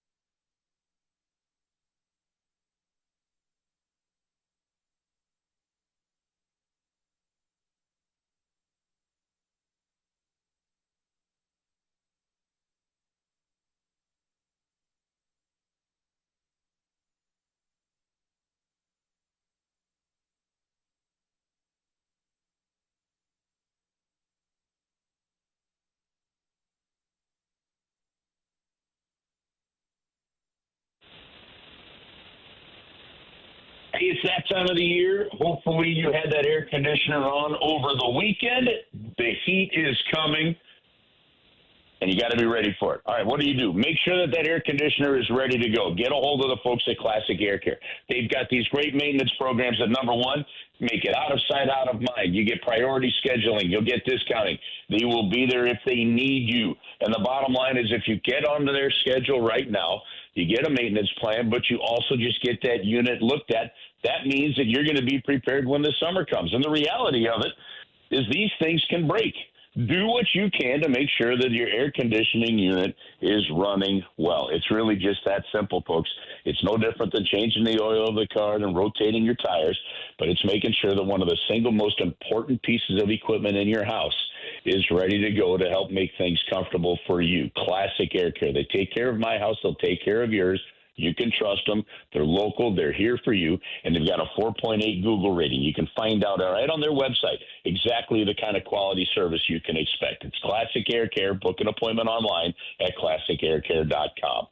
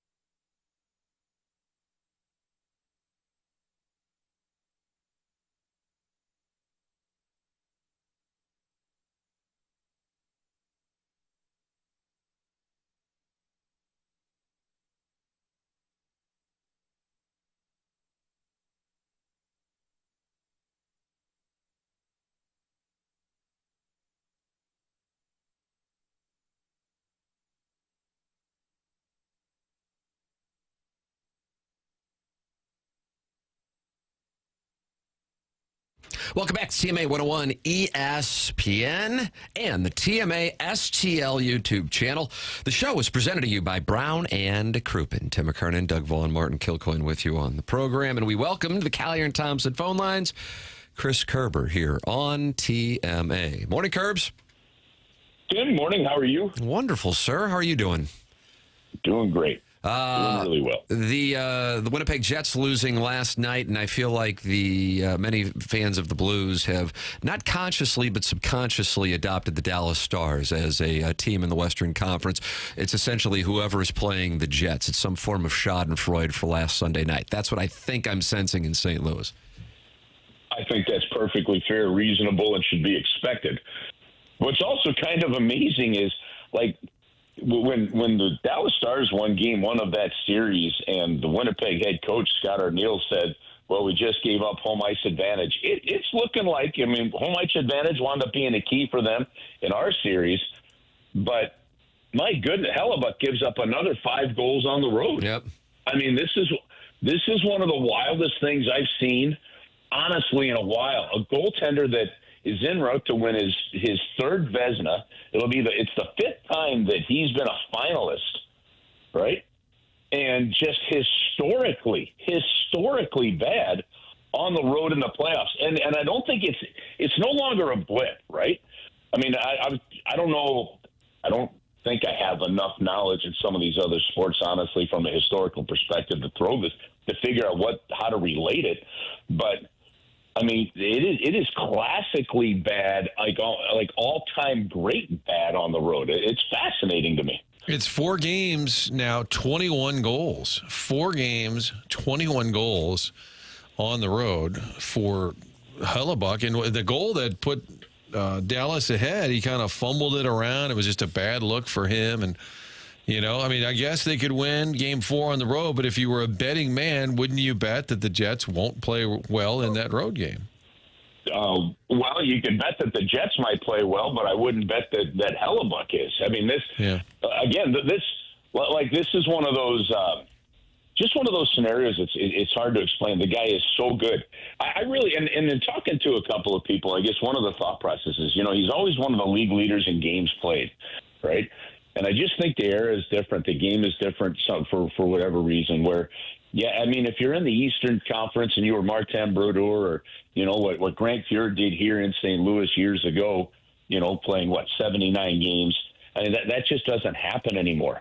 And you talk to a couple people, and I talked to Brian Boucher about this and whether or not, a team uses him so much that it's just enough fatigue that whether it be angles, whether it be, just reaction time isn't where it needs to be come playoff time. And he had one good run, their first run into the playoffs. They went to the conference finals. And look, this is a good Winnipeg Jets team that they can find a way to outscore them some of those flaws. But it's a real interesting snag here for the Winnipeg Jets that are in there. And it does. And I'll relate it back real quickly to the Blues here. I think there was a feeling by some that they used Jordan Binnington too much at the beginning of the year. Now, I don't think it played a role in his play. His play down the stretch was outstanding, and his play in the playoffs was really good too, right?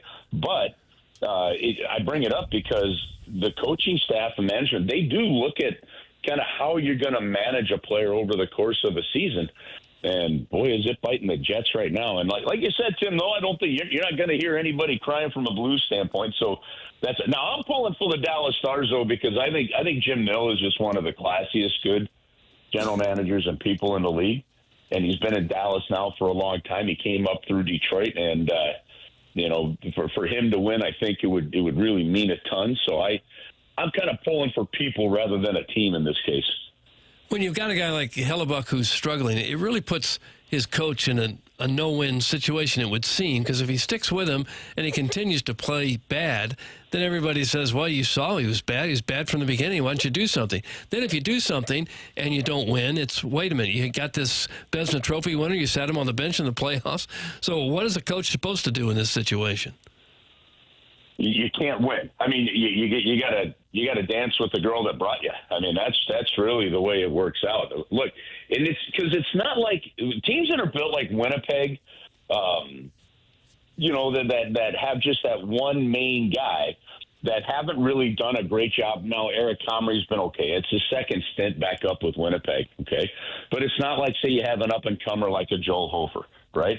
Or you've got Calvin Pickard and Stuart Skinner in Edmonton, right? Your goaltending difference in Toronto. Joseph Woe could be the starter there. They've got him as a backup, but he's playing now, right? The young man from St. Louis.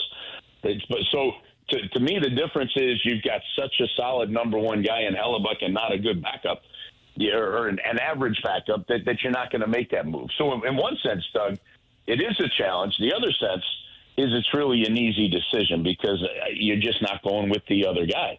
I mean, now the only thing I could think you do is you've got a short leash. But even in that game was 2-2, at one point in time, and then Rantanen decides to go crazy again. So it's an interesting choice. At some point in time, I do think coaches. I do believe that coaches kind of wait too long to pull a goaltender or to change a goaltender. I don't think you have to do it quite like Mike Keenan did to Darren Pang and change, pull him 9 times in a game, or in a season. But the reality of it is you have to at some point in time though look, and you got to realize that your team's going to play different. And I think that, and because of his struggles, I think without a shred of doubt in my mind, the Winnipeg Jets play different on the road than they do at home. As much fun as the Blues' second-half run was in the playoff series, it's still a loaded division, and we don't expect a ton of movement this offseason. Where do you see the Blues improving, and is it all just from within? You don't have to have a ton of movement, and I don't know, Martin, exactly how we define a ton here, right? But I do expect to see some movement. The one thing we know from Doug Armstrong is in seasons where they miss the playoffs, he says we're not good enough, and there are adjustments to be made. I mean, and so to me, it's not. I don't think it's just going to be a stand pack because you've got everybody. I think there's some roster cleanup ways he can go about it. I think obviously you're going to look at, even though the cap's going up, you're going to look at the fact that going into this season, You've got Broberg and Holloway now on RFA contracts in the last year, those 2-year deals. You've got decisions to make, on guys based on contracts, based on term, based on, no trade clauses, and things along those kind of lines. And really what happens now, the biggest thing I think to keep an eye on, one of the biggest things is, do they make any adjustments defensively? And the reason I say that is because the Blues this season going into this summer, they get a little of that control back. And what I mean by control is you had defensemen that had full no trade clauses, right? All of your major defensemen basically have them, right? Now those no trade clauses, they shift the modified no trade clauses where the players can, and it depends on the term. Some players, it's, present a 15-team no trade list, that kind of stuff, right? And so the team does have the ability to move players more than they did, I think, in the last couple of years. And if Doug Armstrong feels that, a couple of moves open up spots or make it necessary. So I don't expect a roster overhaul. No, but I do anticipate some movement. I would assume they would like to sign Holloway and Broberg to long-term contracts. Do they have the salary cap room to do that without subtracting someone else who's got a big contract? Yes, because they're under contract for this year, Doug, but the contracts that they would sign would be next year. Right. So depending on, again, potential moves or stuff that they know is coming off of the books, and I'd have to go back to cap wages or to, Puckpedia and just double and look at it again. But depending on what comes off the books after this year, opens up cap space for next year. But yes, they really do. Now, again, looking at patterns and looking at habits, the one thing that we have seen from Doug very consistently over the years is we've seen a lot of extensions for players happen going into the last year of their current deal, right? You saw it with Colton Parayko. You saw it with Thomas. You saw it with Kyrou.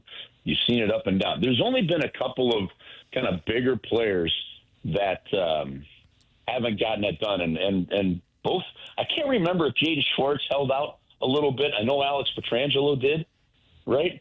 So there's only been a couple times that has happened. But whether it was Braden Shen or Parayko, Kyrou, Thomas, even recent guys, you've seen those guys extended before that first year, that last year of their contract. So we'll see what happens with that as the summer moves on, as we get into August and September. Do you think Joel Hofer just kind of stays in this role? Is he just kind of the heir apparent waiting it out? And I'm just wondering, other teams would probably love to pick off a guy like that, but do you think they stick with these two and just kind of let him wait his turn? Martin, I love that question, and I have no idea how that plays out. I think Jordan Bennington continues to show you that he can be your guy, that he should be your guy. And I'm gonna go to this. It's not as easy as saying, look, we've got a really good guy in Joel Hofer. We think he's going to be ready. Look if you look at what the Tampa Bay Lightning did when they moved Ben Bishop to Dallas and Andre Vasilevsky they felt was ready, right? You moved a goaltender that got you to the Stanley Cup final there in Ben Bishop. So to me, this one's interesting because Joel Hofer is a restricted free agent, all right? Obviously, they haven't signed him yet. I would think with what he's done and kind of what his ability is, if you're his agent and you're going to play the game, you're like, no, we might want to see if an offer sheet comes in. All the Blues have to do is just qualify him, to retain his rights.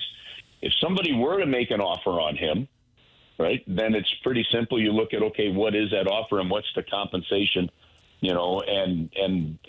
obviously I believe the Blues have the cap space to match it, and that's the other thing on this. So, But then you go, okay, if you're Joel, how long do you sign for? Jordan's got 2 years left on his contract, right? Are you waiting for that?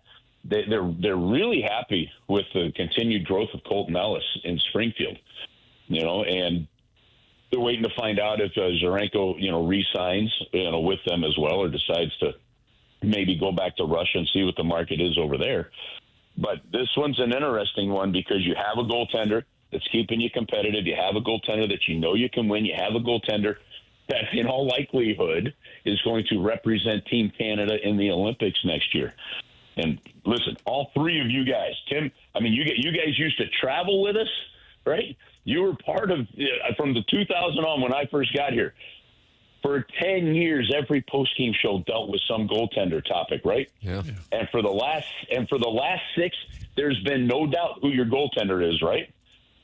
I mean, if we compare where we're at now, once you find a goaltender, you stick with them and you go with them, and you better be dang sure if the guy backing him up, if you're going to hang your hat on him, if that's the case.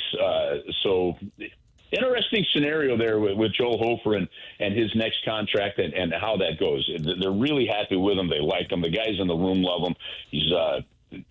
There's a lot to like in the future. The one thing it does look like is that the Blues goaltending situation is set. It's just, you're right. Does Aaron Rodgers have the patience to wait for somebody to move Brett Favre on? I have no idea how that's going to play out here in St. Louis, but you just know you got your good guy and your number one guy in Bennington. But go back to what we were just talking about, though. You need them both. You don't make the playoffs without the heck of a good season that Joel Hofer had. You're not even close, right? So what we were just talking about, Hellebuck and not having a backup to help really carry the load, the Blues definitely did and do, and that is part of the strategy. Kerbs, real quickly here, there's conspiracy theories going around social media regarding a change to the Blues logo. Doug, it's a very subtle, subtle one. A very subtle. Marshy Marsh and the Playful Pot. You saw that, Jackson? I did. Anything doing there? Anything doing? Dude, we're having Mother's Day dinner last night at the table, and my daughter says, "Hey, Dad, what's with this? When are they going to announce this logo change and do this thing and this and that and whatever?" And I think they're going to go back to the round one and blah, blah, blah. I said, okay, well, first off, I haven't heard anything along these lines. Where are you getting this? And it's not uncommon for me to learn some things from my daughters with their social media followings. I can tell you this, I haven't heard squat.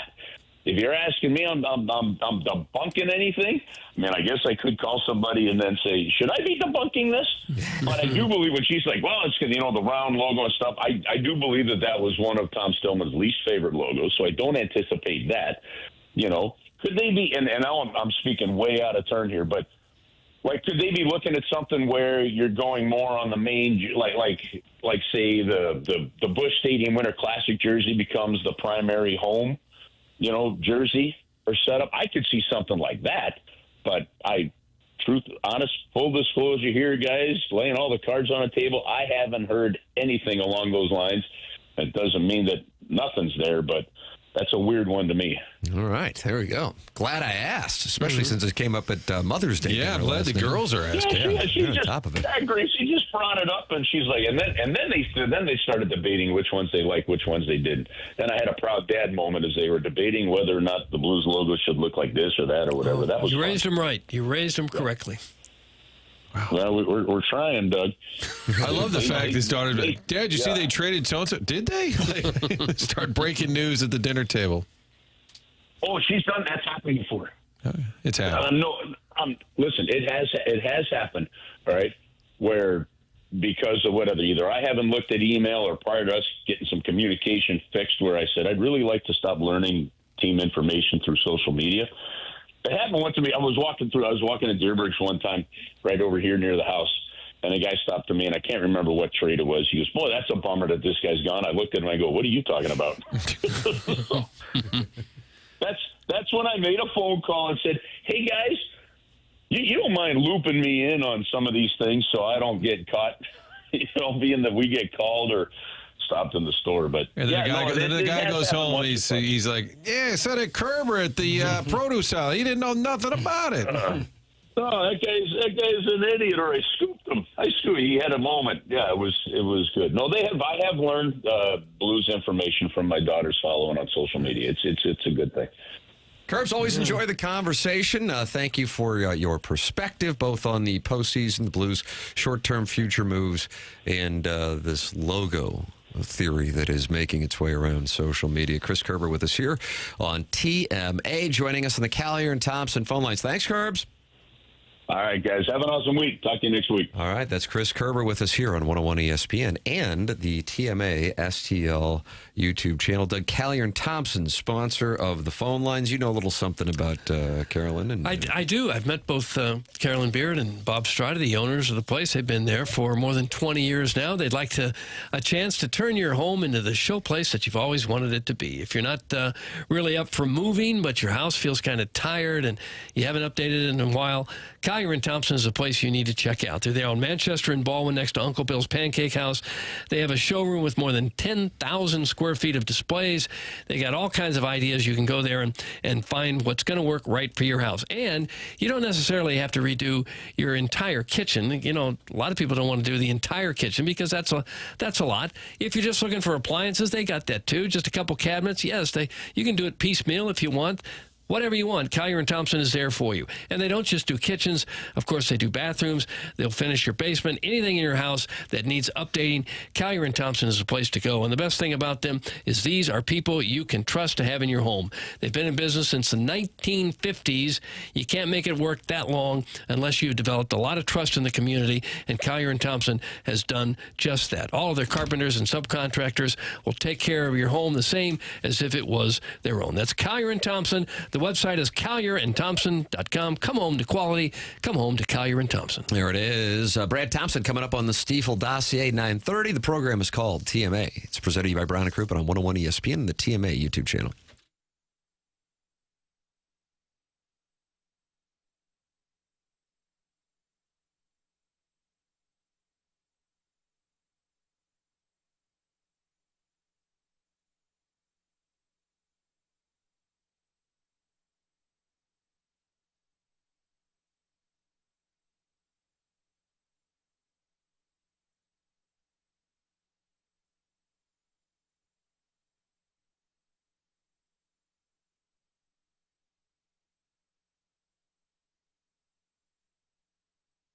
Tim McKernan for Universal Windows Direct. May, officially the kickoff to home improvement season. The weather's warming up. Memorial Day right around the corner. And now is the time to tackle those big projects you've been putting off. Whether it's drafty old windows or a worn-out front door, Universal Windows Direct has the ultimate offer to get your home ready for summer and beyond. Right now, during their home improvement season sale, you'll get an incredible 50% off your windows. Yes, half off. You heard that right. You can upgrade your home with beautiful, energy-efficient windows for half the cost. But it gets even better. For a limited time, you'll get no interest and no payments for 12 months. That's a whole year to enjoy your new windows before you pay a single cent.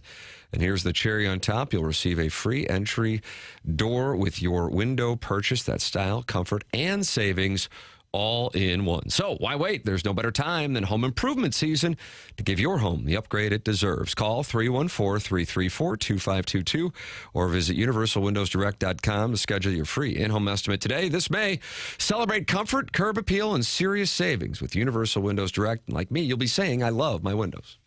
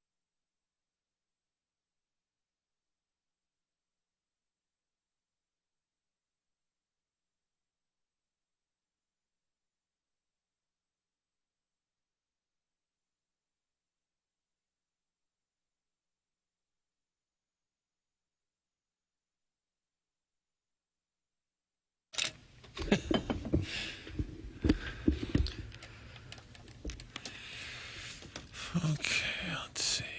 Steve Winwood. Did you just notice a skip there on the vinyl? Did you catch that? Must be Jackson's fault. Was there a skip? I don't know. I didn't hear it personally, but this is kind of my first time really ever hearing this song. You've never heard Higher Love by Steve Winwood and Doug Shaka Khan. Is she in there? She is. Not really. Not a lot of Steve Winwood in my quiver. Quiver. Okay, I don't know. You went to Ladue. I'm sorry, you're bad at math, good at verbiage. In your quiver. Yeah, like an arrow in my quiver. It's not one of them. But it is his 77th birthday, so shout out to Steve Winwood. That's the reason for the song. I was trying to guess the music theme in the early going. It's his 77th birthday, Mr. Winwood. Music can be a real separator of the generations. Like, you've never heard that song, and I find sometimes I'll go to a game or something, and they'll play something over the loudspeaker audio system, and everyone is singing along with them, and I've never heard the song. Yeah. The whole building is singing along and knows every word. I said, where is this from? Never heard this. It has to hurt if you're the artist and years later you're at the department store, the grocery store, and your song's just kind of lightly playing in the background, that you become sort of background music. I need to get better at expanding my musical purview. Quiver? Yeah, my quiver, making my quiver bigger. Because I have access to every song pretty much ever made with Apple Music and streaming, and I feel like I listen to the same 50 songs. It's okay to just play what you like. Yeah, but I want to expand my taste. To somebody else. Well, some people like some things. I want to expand my taste. I think one of the signs of getting older is you stop listening to new music. That's fair. Boston Market Adbot, Doug, is flooding the Michelob Ultra YouTube chat, and Big Blonde Dan is concerned. What is going on? Boston Market Adbot, are you actually a bot? Take a breath, sir. So there's concern right now in the Michelob Ultra YouTube chat regarding the Boston Market Adbot. It might be malfunctioning. Can they see other Boston Market's out? Can they see other people's texts? They can't, right? Yeah, they talk with each other. On YouTube. Yeah, not on the text line that we have here. Text line. Okay. No. Okay. Although there's sometimes fights break out in the text inbox. Really? Well, Morrison Woods Wacko, Mr. Lick, self-made stay-at-home Ladue mom, Time Sharon sharing. Clayton, the Webster Cottleville thing. Yeah. But the only way they know what's being texted in to Is this if is we if read it. yeah, okay. And Morrison Woods Wacko has sent this in 3 times. I heard it. I heard the skipped. Do your job, virgin. Oh, come on. So if I hit play on Apple Music and then just sit here and it skips, I've somehow done something. Like, let's be logical here, or at least reasonable. Whoa. You want people to be reasonable? Ideally. I didn't do anything. And even if it skips, who cares? Yeah, so what? Get over it. It's Winwood, and it's his birthday. 77 bills. 77. Doug. And he was part of Traffic, Martin? Yeah. Who else was in Traffic? There were some others of note. Darnell Coles. Coles is in there. I think so. Sparks from the High Heeled Women. What was the name of that song, Doug? I don't know. Traffic. I don't know the names, Martin. Guys, the boys are looking very good in blue today. That's from MD 2020. Are we coordinated? I'm in Jackson, you're in black. Oh, aren't this you? is like a navy. Is that navy or is that? See, I'm colorblind on So black am and I. navy blue. It can be a problem with my socks. It looks Socks the black to cat me. was a wonderful cat. Was that Bill Clinton's cat or was that George H.W. Bush? Or was that George W. Bush's cat? I don't know. Is that the only presidential cat? Clip that off. Oh, I'm sure some This others is kind had of like cats. a navy, but I also struggle That's a navy? See, I would go black. All black Yeah, everything. I might be colorblind, but I think that's a charcoal black kind of. Oh, I don't know. Navy. I think it's navy. There's zero chance it's navy. Martin has just released a zero chance play. I'm also have some struggles with color blindness. And okay. Dark navy, black, dark brown, dark green has got me before. Really? Oh, yeah. I've been in the store thinking his shirt was black, and when I got out into the sunlight, it was forest green. Oh, what color is Tim's coat? Yeah, what about that? The coat itself is a coat. blue. Is it a turquoise? No. No, No, really. it's pretty Tim, would you close. say it's turquoise? It's a lighter blue. It looks like the color of a lot of expansion teams in the early mid-90s. Tealish. Try to really shake it up. Yeah. And Doug's got blue on blue. Right? Yeah, that looks great. Well, Yeah, light Doug, blue. I like the way you look, Dark bro. blue. I really like it. Okay. Dave Mason was also in Traffic. Remember that Dave Mason saying, we just disagree, a couple of other hits? Yeah, he was big there for a while. baby blue brings out Timmy's baby blues. I'm fully zoomed in the bottom right of the YouTube vid. That's from Big Blonde Dan. Stop it, Dan. 297 friends of the Feather gathered in the Michelob Ultra YouTube chat, talking it over here on the presentation. Jackson has what is called Continental Yoff Talk, Martin, in segment 8-2 on the Stiefel dossier. Continental Yoff Talk, Doug. Spittin' Chicklets, VJK, Sam Bennett, Mikko Rantanen. I see it. And it doesn't relate back to a movie celebrating an anniversary, which is odd. That's a little later on in the dossier, but I don't want you to spoil the dossier. It's been 25 years since. Oh, no. Okay. I should put it in there as it's happening so that I can avoid any burning. I thought the VGK goal with 0.4 seconds left was noteworthy, and I like the call of it. Did you? Darren Panger heavily featured. Good. So if you want to take a listen. Okay, sure. Carlson with 7 will chip it down the boards. There's nobody to help him. A centering feet. Here's Riley Smith. Wade shoots, hit the post. He hit the post at the buzzer. Referee was right there. Garrett Rank signaled no goal. As close as it gets. As close as Vegas it gets. bench is celebrating. I think this one in the net. The bench of the Vegas Golden Knights would have that. Ice official. The call on the ice is a goal, but the play is under review. And then off the camera there, it's a goal. At 0.4, the puck completely crossed the line. Goal. Wow. You believe that? Wow. Boom. 0.4 seconds. Well, does that make you feel better that the Blues gave up one with 2? The circumstances a touch different. Really. Yeah. Martin, it doesn't make you feel better. No, it doesn't. It's only a game 3. It is amazing. Late, Toronto pulled their goalie. The pressure on the other team. It does seem to be almost every game. You know, the Cavs are losing by like 80. But it does seem to be.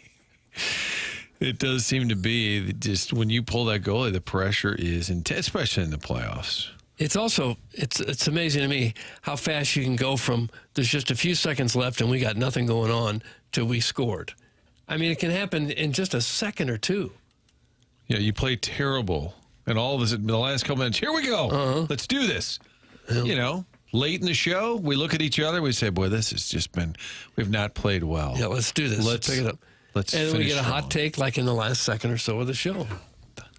Brings you back the next day, that hot take. Guys, Panger is the new Doc. That's from Floyd Velvet. The new Doc Emmerich. How about that? That's a hell of a compliment. I think he'd probably be considered the #1 hockey analyst, I guess. Wouldn't he? And Doc was play-by-play, but if you just want to say, like an outstanding voice of hockey, Panger is as good as it gets. Just the excitement there, too. And to be on the call to kind of like get it right, but also be excited. Skinner's doing his best Hellebuck impression. How'd we lose to those dopes? Oh. Sharon and Clayton, and she's not in a good place, No. Doug, 8 days after. Still struggling with it.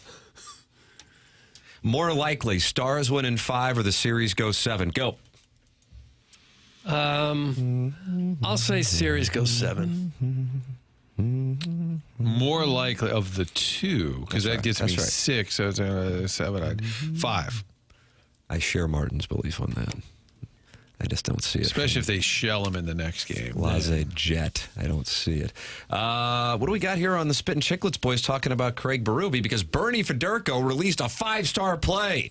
Said if there's some team he likes, and I know they're down 2-0, but I like the Panthers. Sure enough, the Panthers is now even the series up. Is he taking shrapnel, or are they talking about they love him? They love him. I think it's Keith Yandel kind of, and then a guest that I can't name. But here you go. All right, you touched on leadership, and just looking at the Leafs team, like what Chief has brought to these guys, it just seems like there's. I mean, you see it in the first series. He's hitting Savard to calm down. Like he just looks like a guy that you just want to go to war for. Do you notice that too? No question. I'm a big fan of Berube. He's a man of few words. It looks like, but when he gets that look, or just like he answered the question about Nylander. What do you do to get the most out of him? He's like, hey, I leave him alone. And I love it. It's truthful. It's to the point.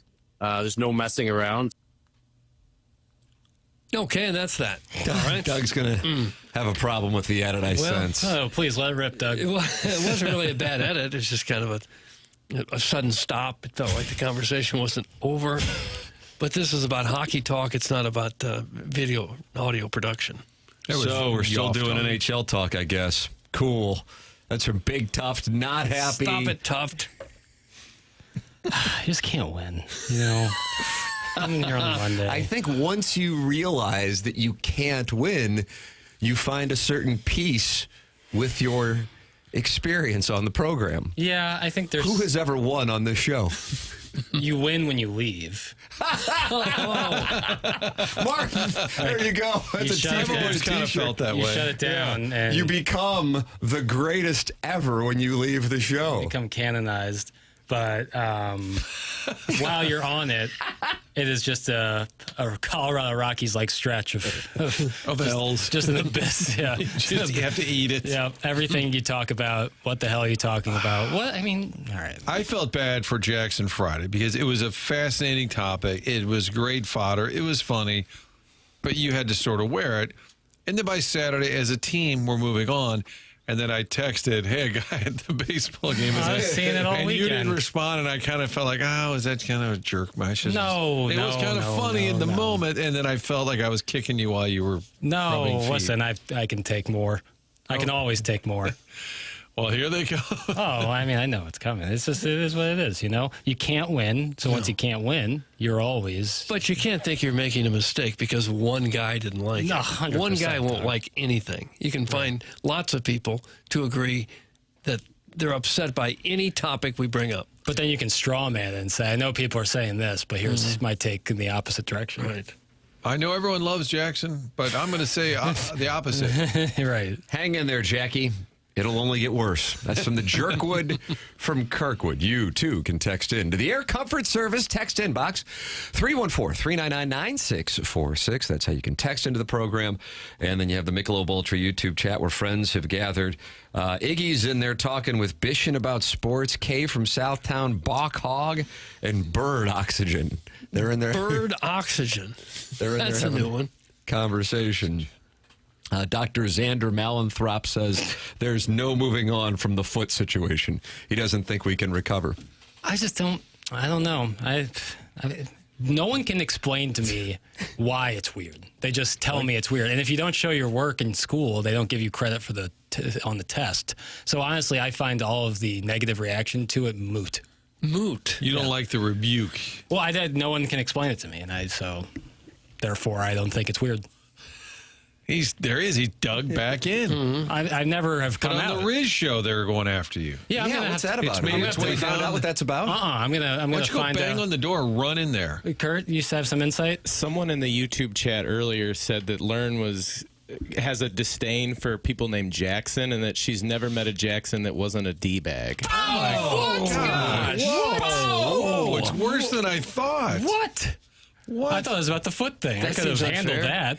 Keep in mind, this is just you know, I could be wrong, but that's what someone in the YouTube Okay, so that's what's being reported originally. Yeah, but she knows me, and that's like, it's not. I don't have like a name. Like, so my name is Jackson. And she's a delight. She's a special spirit. I thought we were friends. She either forgot about you or is lumping you in with that group. Wow. I don't know which is. I mean, there's a lot of things you can call me: soft, sensual, pale. Libby. There's a lot of things, but D-bag, I don't see that. No, she had to have forgotten about you. I hope. I'm gonna have to. Jackson's one of my new favorite people. Well, that's very kind. I don't like any new people. Very kind. Very kind. I don't. I'm gonna go bang on that door and find out what's going on down there. Yeah. Radio Wars.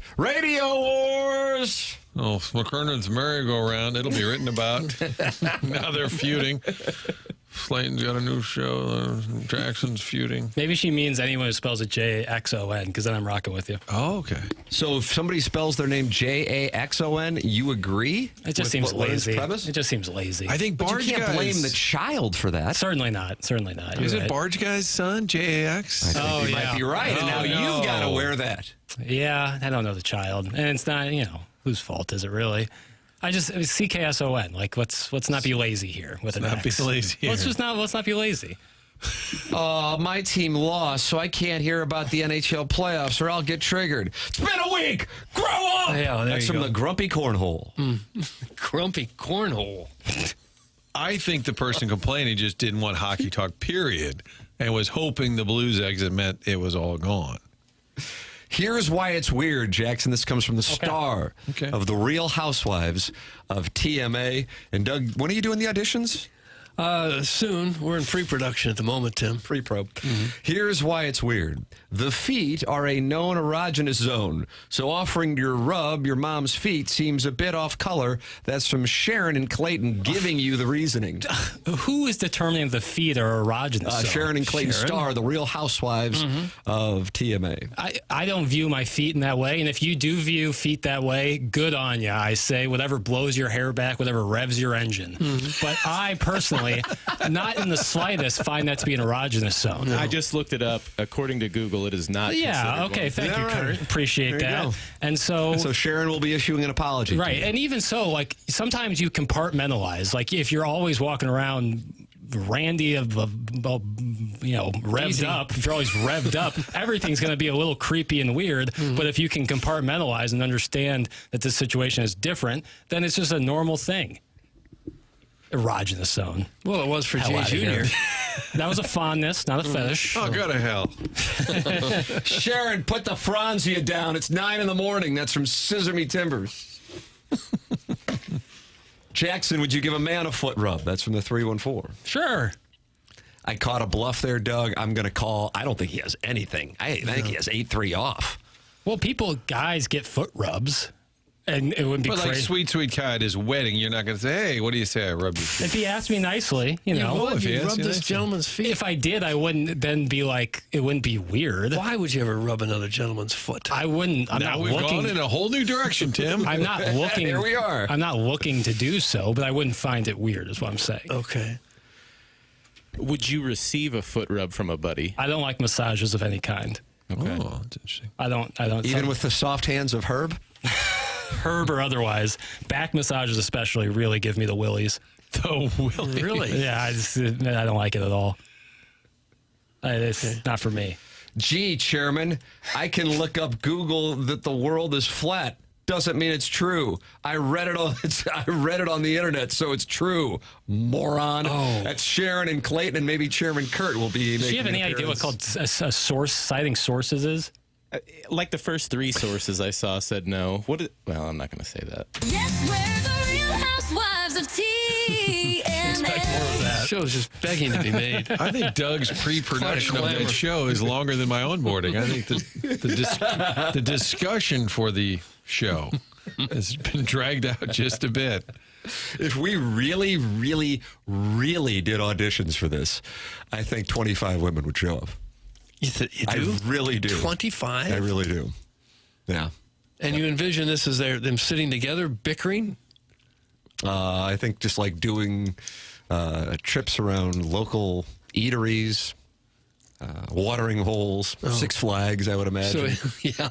Sure, they all hang out at Six Flags. We're going to try to get a media credential to get into Six Flags to get video of them going through Mr. Freeze. That's correct. Okay. Oh, Martin, when that Mr. Freeze starts up, pack a lunch, brother. You might toss your cookies. Oh, my. It's too quick. It goes by in no time at all. First thing you're taking off, next thing you know, you're back in. You wait 40 minutes for the ride, and it's over in 40 seconds. Yeah. But it's fun. Yeah. I told you off air that the Two Fox had a story about Six Flags banning smoking, and some folks were not. They weren't delighted. Not amused. It might be audio worth finding and then cutting out early. I might find that. It's pretty unusual to see anybody smoking in a public place at all anymore, though. But like outside, I feel like that's always... Even that, it used to be, if you'd go to a Cardinal game, there'd be all kinds of people smoking in the seats in front of you or behind you. Mm-hmm. But now you just don't ever see it, really. But on the they make them go outside. Doug, are you in the smoking section or the non-smoking? Yeah. And you'd sit right behind the smoking section, but you were in the non-smoking I imagine section. that was the worst, is riding on the airplanes and people were smoking. Because like the air is recycled, right? When did that stop? I never have flown with people flying or with people smoking. Been a while, but probably the early 80s, maybe? I actually think it happened. I'm looking it up, but I think it happened later than we think it did. I'm always alarmed when they announce at the start of a flight that it's a non-smoking flight. As we can probably move on from that. Cucky the Dwarf says, my buddy washed his wife's feet at their wedding. Washed? That's in the YouTube. I think that's like a biblical. I was thinking maybe is some that sort of what it is? Oh, okay. some sort of I know that. ceremony of some sort. Well, otherwise it'd be kind of like, couldn't you take care of this beforehand? Hey, I wouldn't mind cleaning it up. I think I'll wait till I get to the church. I'm going to shampoo afterwards and then some sort of ceremony. What if you did sweet guy's feet at the ceremony? If that was some sort of tradition that his family did and I was tasked with handling it, yeah, I'd do it. Anything for my boy. Okay. It started in the late 80s. The full ban wasn't enacted until 2000. Wow. 2000. How about that? So I theoretically have been on a flight where people were smoking. That's crazy. You ever go into a bowling alley and look up at the ceiling yellow. tile and see it's bright yellow? There's been some smokers in there. Jack Snow didn't exactly adhere on those Rams flights in the back of the plane. Plane was non-smoking at that point. But did they tell him to knock it off? No. Jack kind of had his own rules. Guys, will Sharon be disqualified from the Real Housewives of TMA once you realize she lives in a double wide south of Appleton? Doug, that's Scissor Me Timbers. Is there only certain zip codes are welcome on the show? Appleton's down there by Cape Girardeau. God, south of Appleton. I don't think she lives south of there. With, there was a... The old Appleton stepdad. That's right. But there was a texter or emailer from days gone. Bloomsdale, the Rat Inn. Yeah, he would strike from time to time. And that's south of Appleton, I would assume. That's down there, yeah. I'd get so much pipe on the Real Housewives of TMA. That's from the self-made stay-at-home Ladue mom. Sounds like she's... So is this a dating show now, too? Well, I mean, I'm sure guys would be like excited to flirt with the Real Housewives of TMA when they would see them out at various cocktail lounges, and ideally, speakeasies and such. Right. And ideally, we would get those guys, and they would be pretty fired up. Maybe they need jackets, like those old school high school letter jackets that say they're part of the Housewives of TMA. Kind of give them a tougher look. Well, the conversation starter. You're welcome to email in your suggestions for the program. Auditions coming up. Doug is doing it down, I know, at the lake on Memorial Day weekend. And then we're debating whether or not I think Brio and Bricktops are in a bidding war. Well, maybe it's just home and home, Two different episodes. For the auditions. Email in the morning after at InsideSTL.com. That's the Design Air Heating and Cooling email of the day. Doug, do you know anything about Design Air Heating and Cooling? Well, I know that's where you go if you have any problem at all with your air conditioner or your furnace. When it comes to heating and cooling, you trust the name that's been around longer than all of us have, been by a lot. Design Air Heating and Cooling, proudly serving the area since 1904. That's more than a century of keeping homes comfortable and customers happy. They're not just another HVAC company. They are the longest-running sponsor on TMA, and that loyalty says a lot. Seth Goldcamp is the man there. You can trust him. He's leading a team that truly values integrity at Design Air. They believe in honest work. You'll never be sold something you don't need. Whether you're dealing with the St. Louis cold or the summer heat, they've got your back with dependable service and no-pressure solutions. I've had them out to my house a couple times, and they are just fabulous. They do great work. Visit DesignAirService.com and schedule your service today. Design Air, comfort you can count on since 1904, and now the home of the handsome repairman. That's right. It is the home of the handsome repairman. I'm a very happy Design Air Heating and Cooling client. Longest running sponsor on TMA. Send your emails in the morning after at InsideSTL.com. Tim McKernan, Doug Vaughn, Martin Kilcoyne with you. The program is The Morning After. It's presented to you by Brown and Crouppen on 101 ESPN and the TMA STL YouTube channel.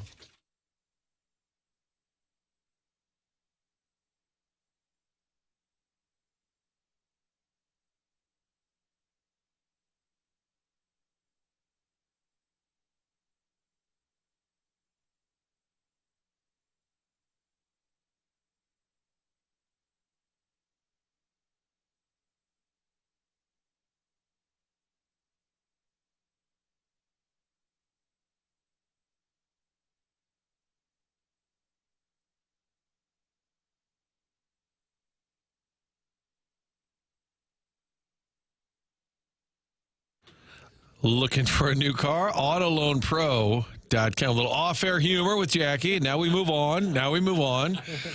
It's the AutoLoan Pro website that I keep telling you about. And when you go there, you can download the free playbook. You'll see Robert Thomas on the site. But that playbook's going to help you in the future when you're looking for a new car. Helps you understand how the credit industry works. And right now, whatever your situation, you need a car. They're going to work with over 50 different lenders to get you the best financing available, little to no money down. They're going to work hard to make all of this possible for you. There's only one thing you need to know. Choose the Auto Loan Pro. AutoLoanPro.com. Again, the website, pretty simple. Check out the car, see what you qualify for, and then along the way, learn a little bit about how the credit industry works. Do that. Download the free playbook and get yourself a new vehicle. AutoLoanPro.com. The only site you need to visit. Auto Loan Pro is part of the Lita family.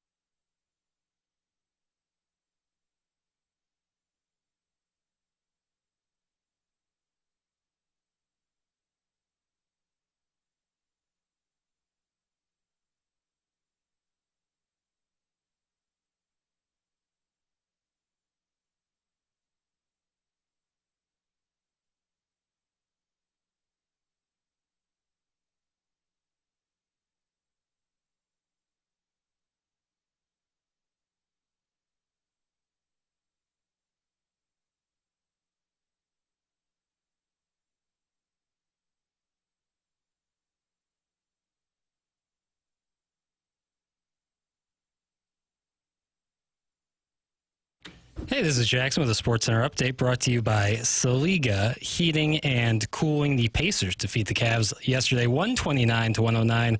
The Pacers now have a 3-1 series lead over the Cavaliers. There's another Sports Center update brought to you by Saliga Heating and Cooling, a Daikin heating and air conditioning dealer.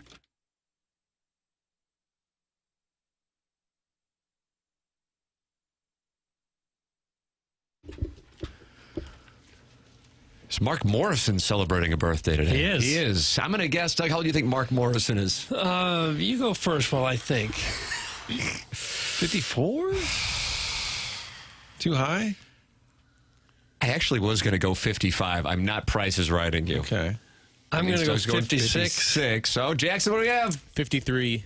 Wow. We all overbid. Nobody wins the Showcase Showdown today. It's TMA 101 ESPN. Mark Hanna, sponsor of the Evergreen Wealth Strategies 9 o'clock hour online at evergreenstl.com.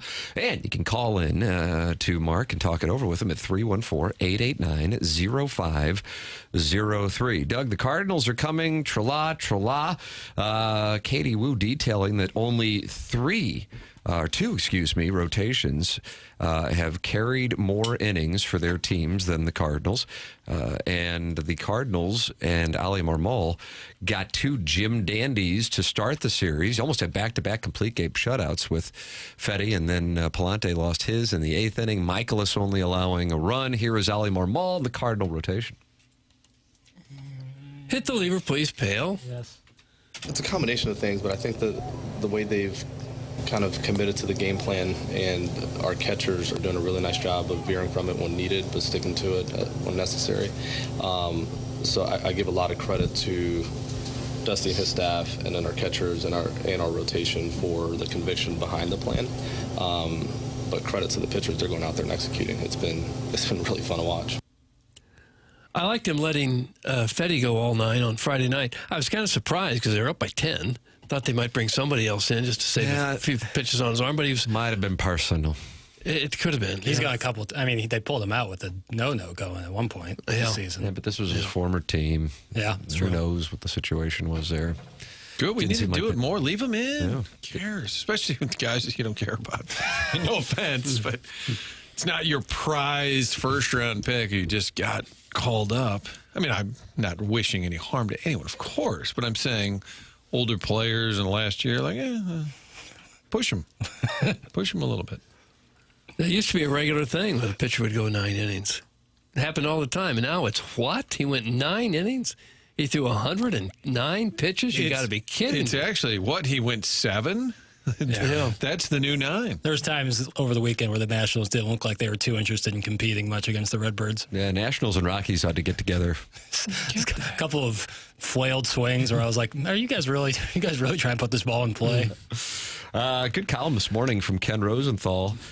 Doug Martin, very unhappy with Rafael Devers.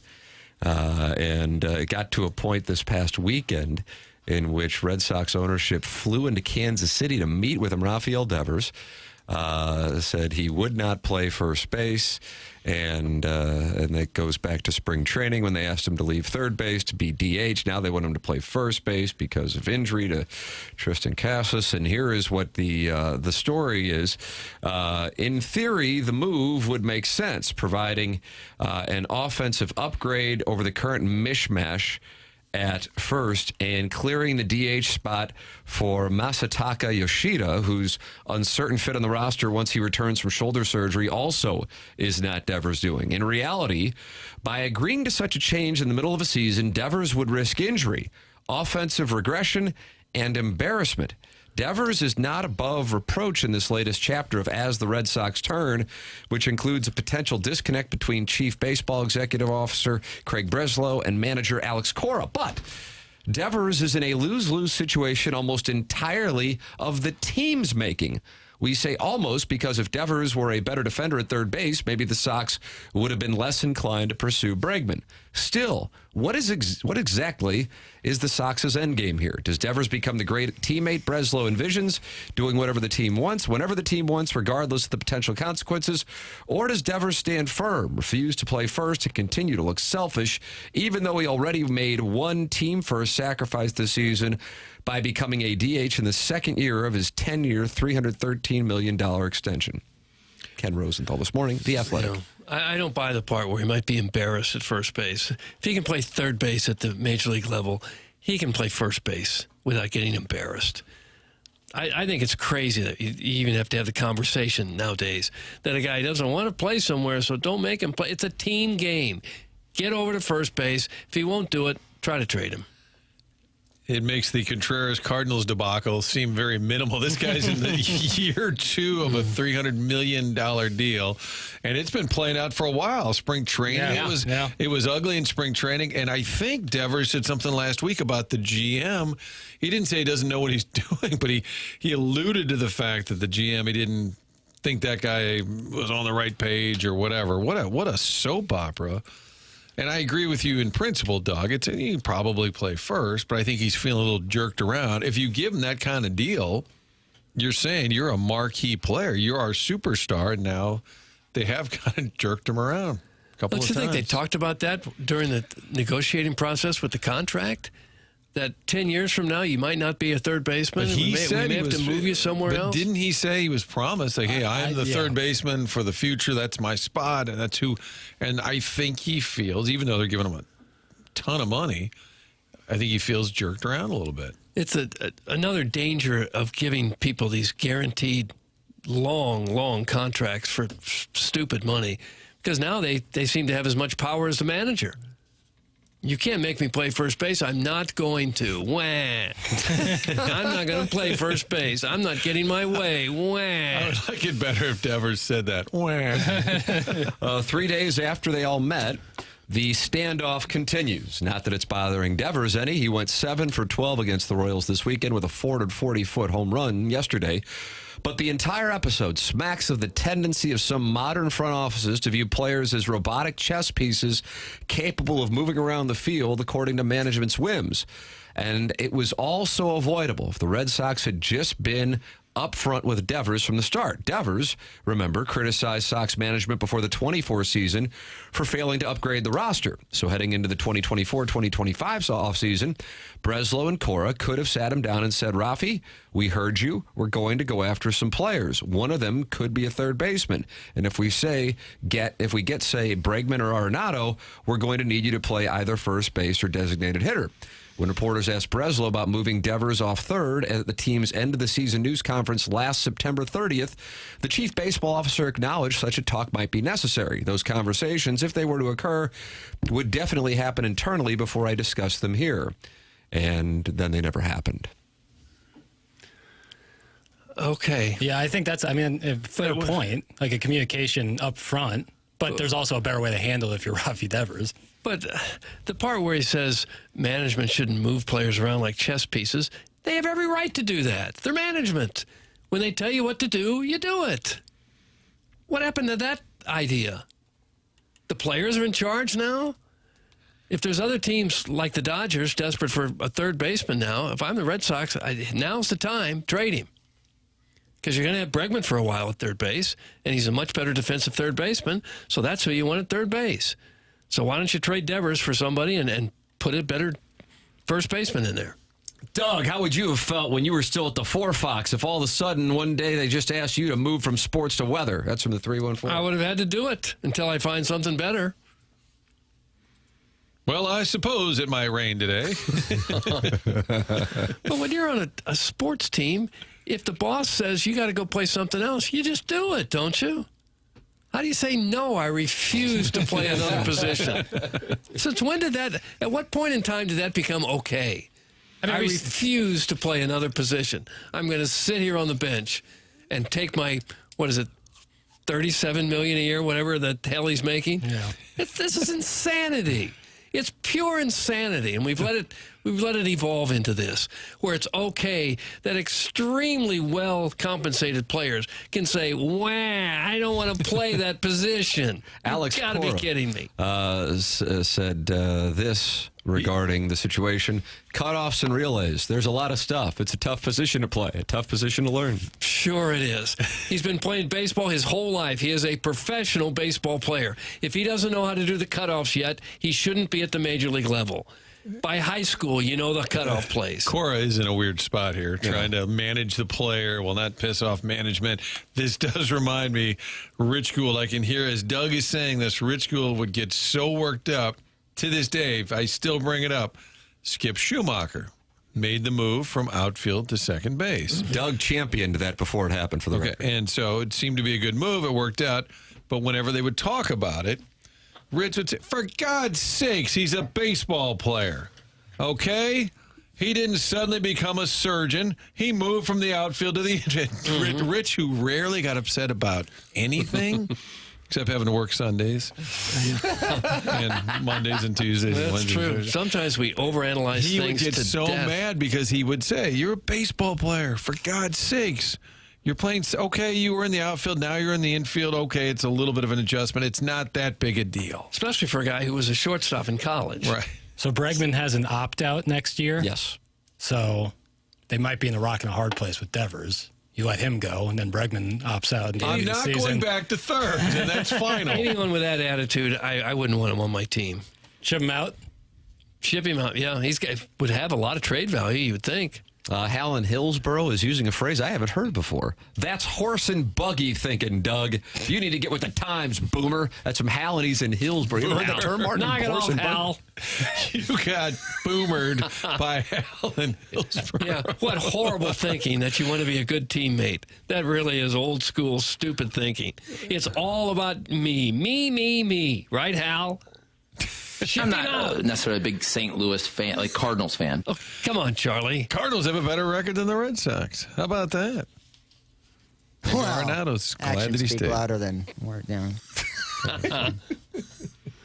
So now they got Sogard playing first base for him, Boston. Nick Sogard. He's hitting 125. No home runs. But Devers won't go there. When the movie. Oh, Doug, cutoffs. Oh, yeah. Who could possibly figure out a cutoff? It is so advanced. What do you think the skipper would do? Requires You so think he would much just pencil intelligence. him in, put it in the lineup? I think he would, actually. Yes, your first base. Tony, there's nobody standing at first base. Well, let's play on.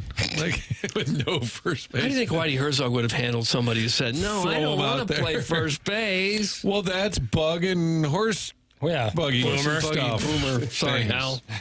Sorry, I forget it.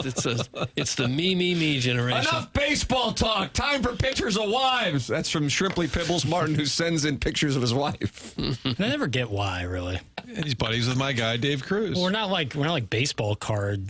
We don't go like, Collectors. there's not a grade, Ooh, look, I just got a Shrimply Pibbles wife. Yeah, like, oh boy, what's the 8 mint? Like, what am I going to do here? 8 mint. Email in Design Air Heating and Cooling. Email today, the morning after at InsideSTL.com. You're welcome to call in as well. Collier and Thompson. Phone lines 314-974-0101. The program is called The Morning After. It airs on 101 ESPN and the TMA STL YouTube channel.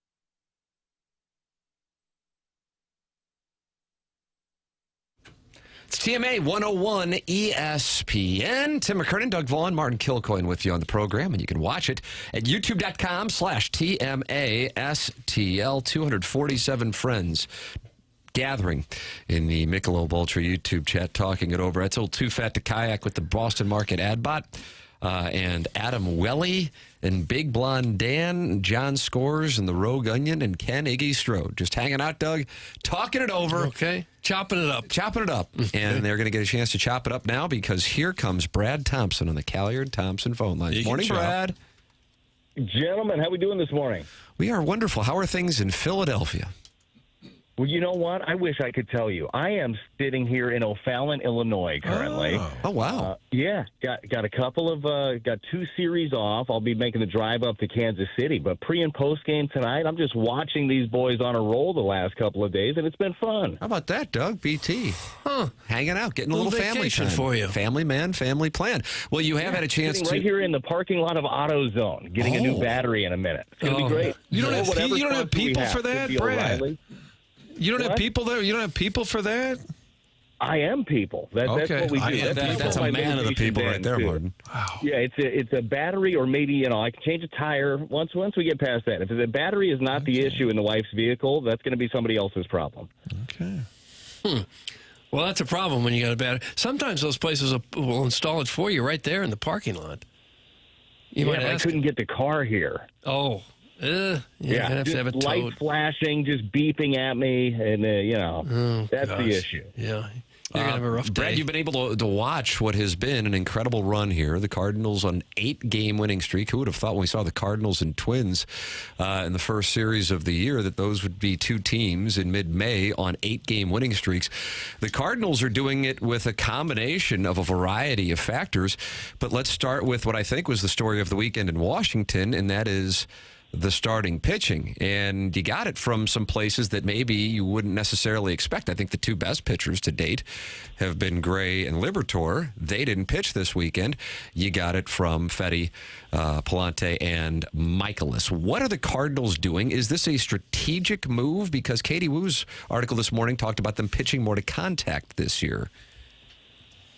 Well, right now, I think it's the biggest surprise of the season with the starting pitching doing what they're doing. I think that there were plenty of question marks coming in of what it was going to look like, how effective it was going to be. And you can tell that they're not trying to nibble as a staff. Like, that is a legit thing. You have the best defense in baseball, and the numbers back it up. You might as well use it. Where you get hurt is when you're issuing those free passes. That's when you shoot yourself in the foot. So it is wise with a defense like they have. And let's be honest, in large part, it's not a swing and miss staff. Sonny Gray's got some swing and miss. Libby has shown that off.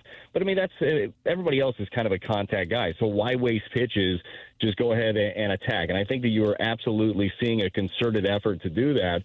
But they're using their arsenal really well. And I think that Dusty Blake and Dean Kiekeffer has done a very good job of making sure that these guys are using their arsenals the best way possible. And you've seen different tweaks of how guys utilize their stuff. You've seen Palante at times lean on his slider more. You've seen Fetty back off of his sweeper at times and use stuff differently. So I just think they're being very creative right now with how they're using their stuff, and it's really working, man. Those guys have been great. I was really happy for Fetty. He started his career with the Nationals. He had some ups and downs over there, a totally different pitcher when he came back from overseas. So for him to have that outing there, I know was special for him.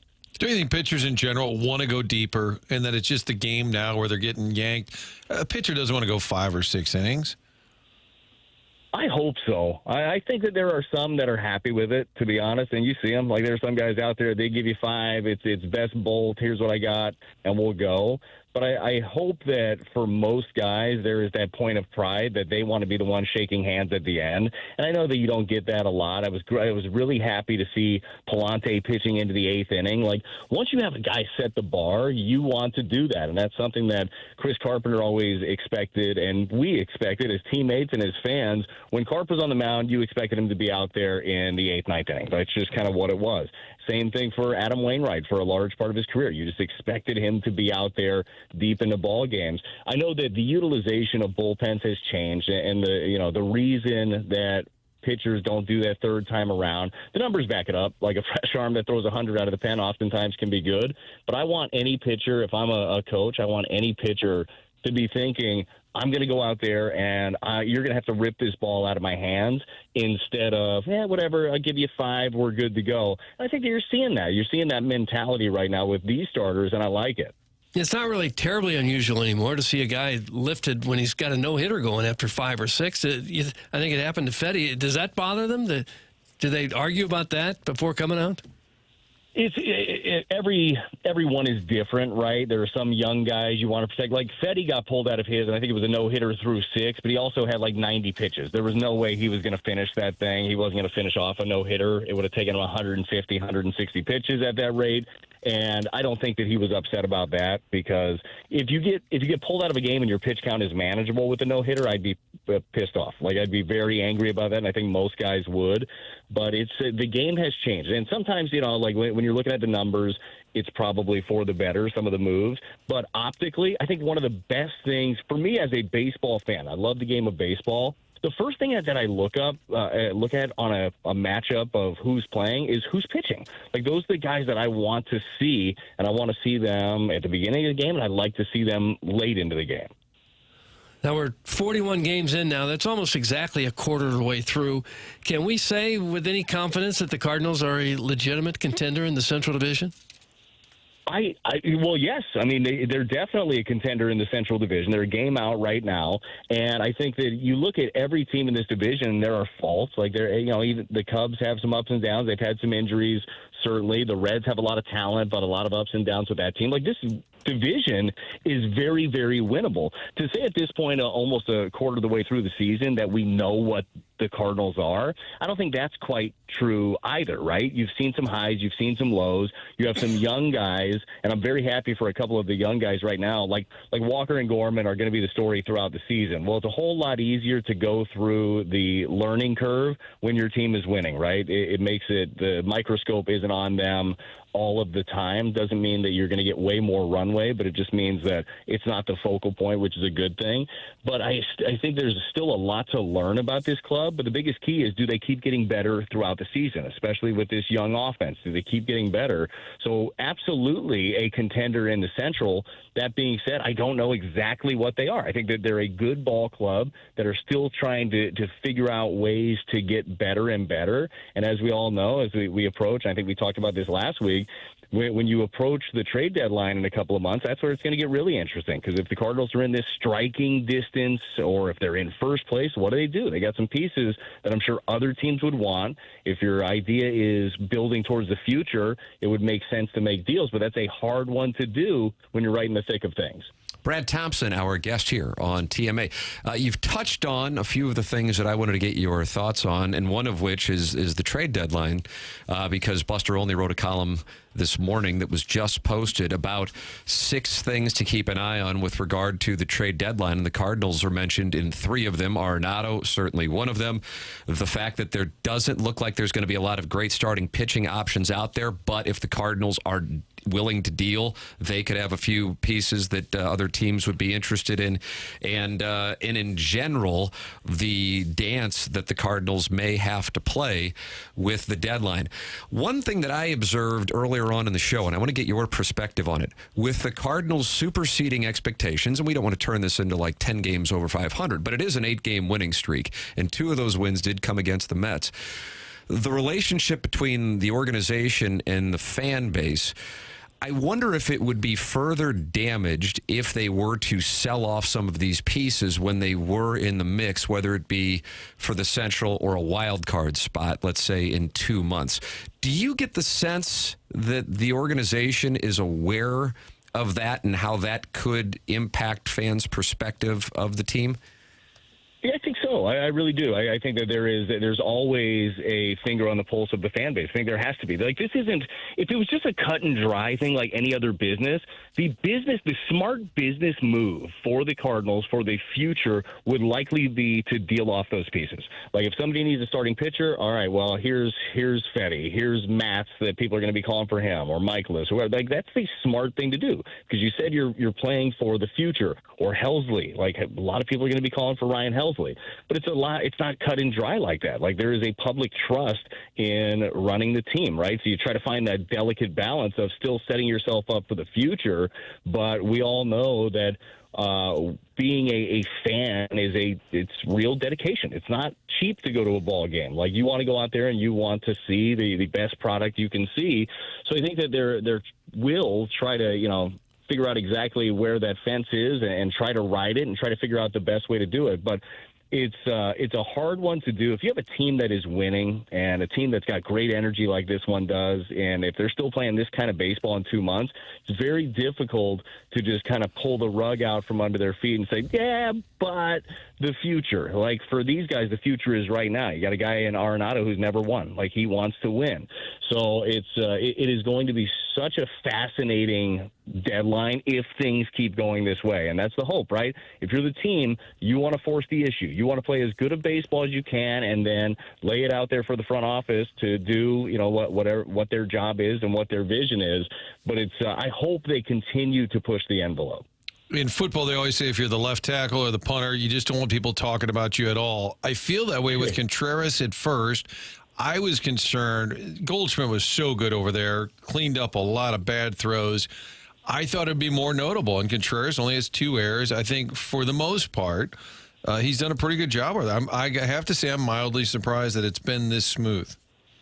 I think that's a fantastic comp, and I'll be honest with you, I'm shocked that it's gone this smoothly, really. And that's no disrespect to Contreras. It's just coming off the heels of one of the best first basemen in the league, and Paul Goldschmidt, who made everybody in the infield better. I mean, you look at some of the defensive numbers last year. Look at some of the plays that the young Mason Wynn made last year, and him and Arenado, that somehow he would keep a toe on the bag to finish off a double play or get a crazy out. Like, the guy was just amazing around the bag. And I think that you hit the nail on the head. The biggest compliment is with Contreras, you really don't notice him over there. Like, he has done a nice job. We watched him all spring long, how much he worked at the position, the nuances of it. He knows where to go. He's got good instincts. And at the end of the day, he's aggressive. He's aggressive in everything that he does. And I think that's a trait that plays well over at first base. He's not afraid to make a mistake over there. And even in any baseball that he bobbles, he is calm and picks it up and he makes the next play. Like, he's a baseball player. Like, he's just done a really good job of that transition. He's had a great attitude about it. Reminds me of Rafael Devers, honestly. The way that he's Don't get Doug going. Don't get Doug going, Brad. Get your boomer ass ready to go. Play over there if you have to. See, Contreras did it. He's done a fantastic job. Doug got boomered by the audience for being mad at Devers. Oh, what was the boomer take? The boomer take is if your team asks you to play first base, you play first base. It's about the team. It's about the organization. It's not about you. Even if you sign to be a third baseman, and then they sign Bregman to be a better defensive third baseman, and now Devers is saying, well, I won't play first base. I think that's a bad move. I would think about moving on from a player who doesn't want what's best for the team. Doug, put me in the Boomer Club. I'm in. Now, I'm not moving on from him because he's too good. But you have a job to do. Your job is to help your team. They're paying you $30-something million. I think that you can do it. Now, communication is very important, and there should have been better communication on both ends of this. I'm sure you guys broke all that down. But at the end of the day, help your team. Like, be a good teammate. And it seems like, from the outside looking in, he's struggling with that. Yeah, there has to be a little bit of a backstory, too, like whatever the GM. There's a strained relationship for sure. I was joking about it, but you would know playing for him. What do you think La Russa would do? You think he would just pencil him in at first and say, that's my job, put him at first, and then the player doesn't show up, Tony just says play on? God, I just can't even imagine, and I'm sure that over Tony's tenure, like, something like that has happened, but I couldn't imagine it getting to that point with Tony. But I feel like he would. I feel like he would pencil him in. It's like, that's what you're doing. That's what we're doing, and if not, we'll figure this out. Somebody's going to figure it out. And then Yachty's like, I'll play catcher and first. I'll handle it. Can you play without a first baseman? Probably not. If you got a swing and miss staff, I like your chances better. Yeah, that's true. You know, if the Cardinals could ever get Walker and Gorman going offensively, they might really have something here. Do you see anything at all to hang our hats on that maybe they're starting to get it, or maybe they'll pick it up?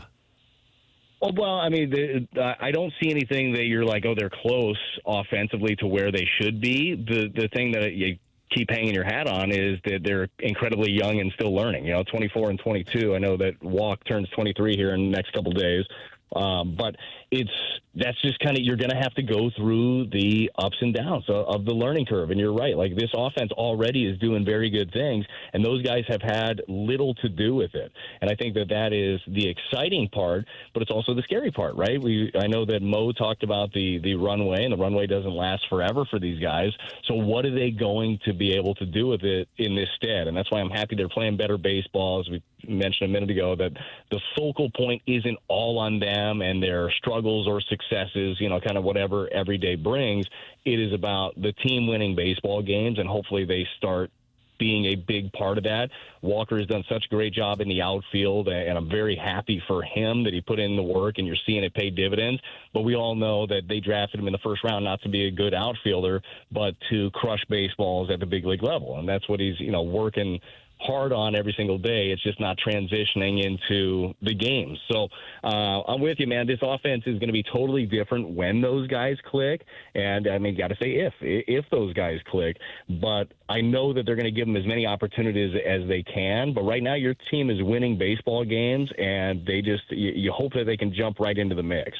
I don't think we have asked about the Colorado Rockies, perhaps in any of our segments. I don't really know why, but I am obligated to ask, even if they wouldn't have fired Bud Black, Brad, your thoughts on not just a team being as bad as the Rockies are from a win-loss perspective, but getting blown off the field like they've been getting blown off the field.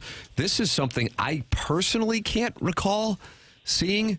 Maybe something stands out to you with the team, but there's losing, and then there's losing in the manner that they've been losing. They had that doubleheader against Detroit, and then they got blown off the field against the Padres, and then Bud Black was let go. Number one, overall thoughts on how it's come to this. And number two, what would it be like to be inside the clubhouse when you're not just losing, but you're losing like you're an A-ball club playing up at the big leagues? You've got to be dreading coming to the ballpark right now if you're one of the Rockies. It's sad. It's sad, and it's embarrassing for them. And and I'm not pointing at individuals, because every individual, I don't care what your job is, you want to be successful. You want to go out there and you want to do the best that you can, and they're trying. But the culmination of their trying has led to, 6 wins at this point? So it is an awful part. Chip and I were actually having a conversation last week, and we were looking at some of the scores, and we were talking about the Rockies.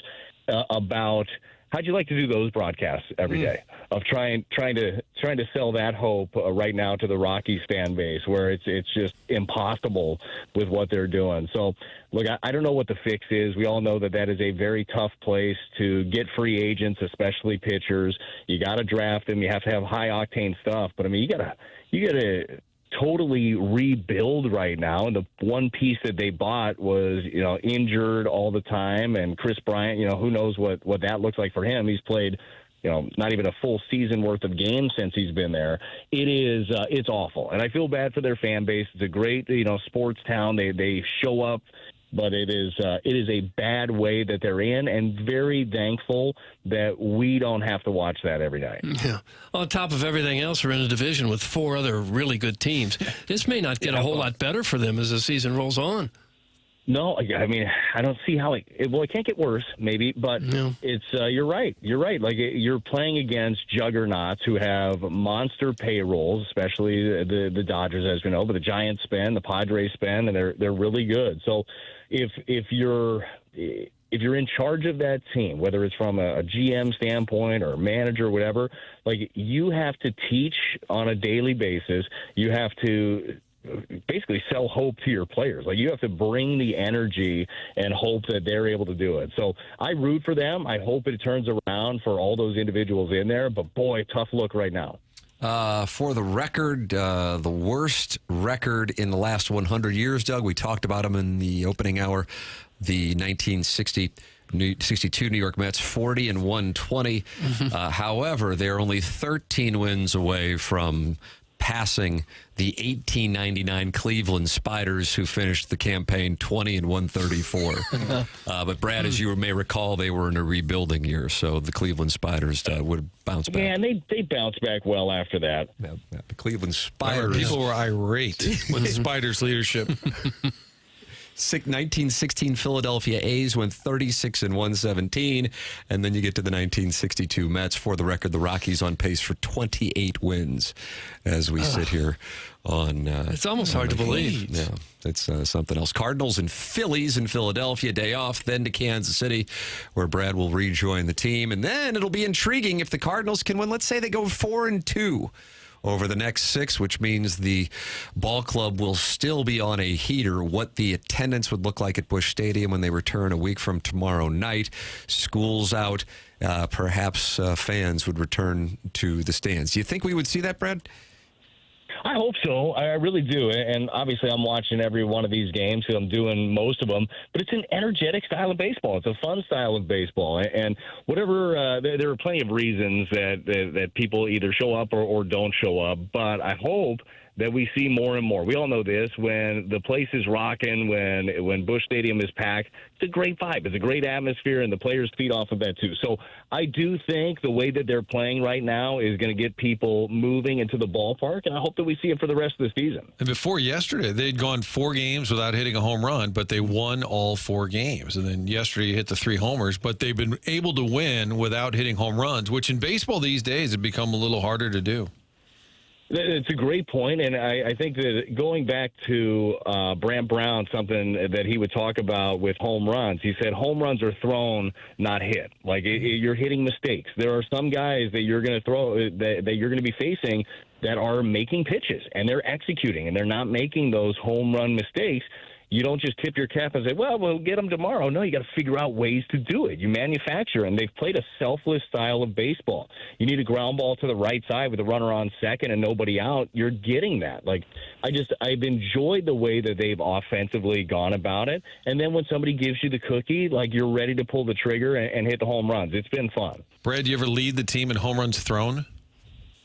You know what? There's a good chance I probably have. Okay. We're going to have to dig into that. I mean, I think in 07, I gave up. You got a few days off. Might be something to do. Home runs thrown. Yeah, we'll see if I can get that on the pregame show tonight. Home runs thrown. Brad Thompson with us every Monday here on TMA. Ideally, the Cardinals keep the streak alive. They dodge Wheeler, and Suarez will face still some outstanding pitching from that Philadelphia staff. Second place team in the NL East, Cardinals and Phillies, 3 before the day off, and then a trip to Kansas City. Brad, always enjoy the conversation, man. Thanks so much. No problem, guys. Thanks for having me. I'll talk to you next week. All right, that's Brad Thompson with us on the Callier and Thompson phone lines from a parking lot in O'Fallon, Illinois, Doug. In front of the AutoZone? I believe so. Yeah, The first time you ever signed off with a guest, Doug, where he said, good luck with the battery. Yeah. Yeah, I fought that many times. Battery problems. Battery problems suck. Mm-hmm. Yeah, it does. At least you can get it fixed kind of quickly. Yeah. But it always happens when you absolutely have to be somewhere in a hurry. And these are the problems we face. First world problem. Hal in Hillsboro's mad at you. Brad Thompson's battery mad at you. All right, it's TMA 101 ESPN and the TMA STL YouTube channel.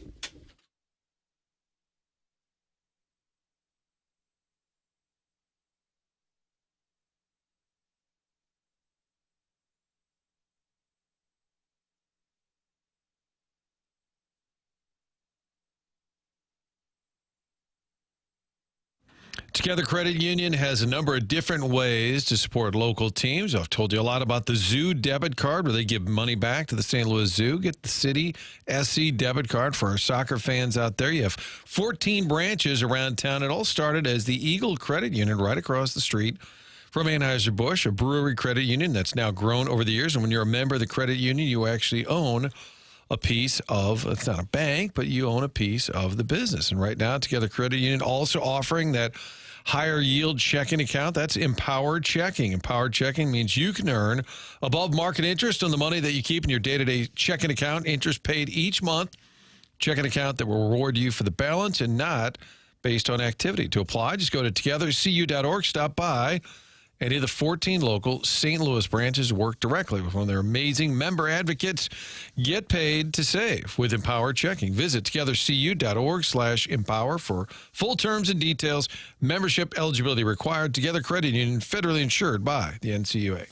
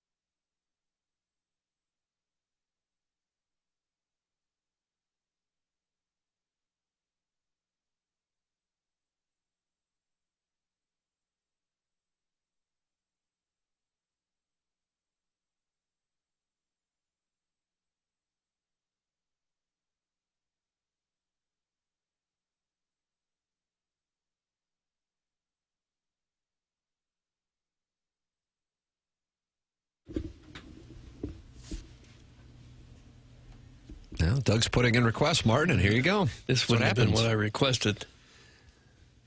Have some energy, man. Sound like you're bored to be doing this. Does the 11-game hitting streak sound boring to you? It does not. What up, VS2? All right. Oh, you just went Mr. Scott and Martin's trying to get him on the show. This is Argo. Argo! And Doug's dissing. I'd like more energy. It's going to be awkward. He's saving it for the 11-game hitting streak. Okay, and a base pass.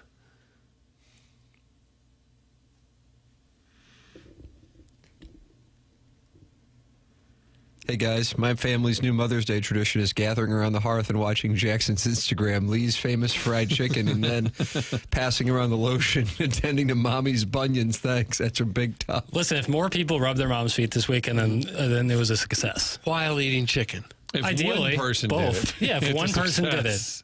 Honor your mothers. They carry you around their stomach 9 months. You can't rub their feet one time.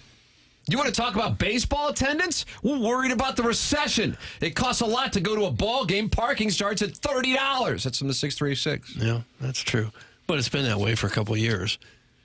Blues don't seem to suffer in the attendance issues.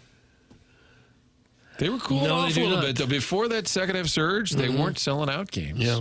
So it did cool off a little bit.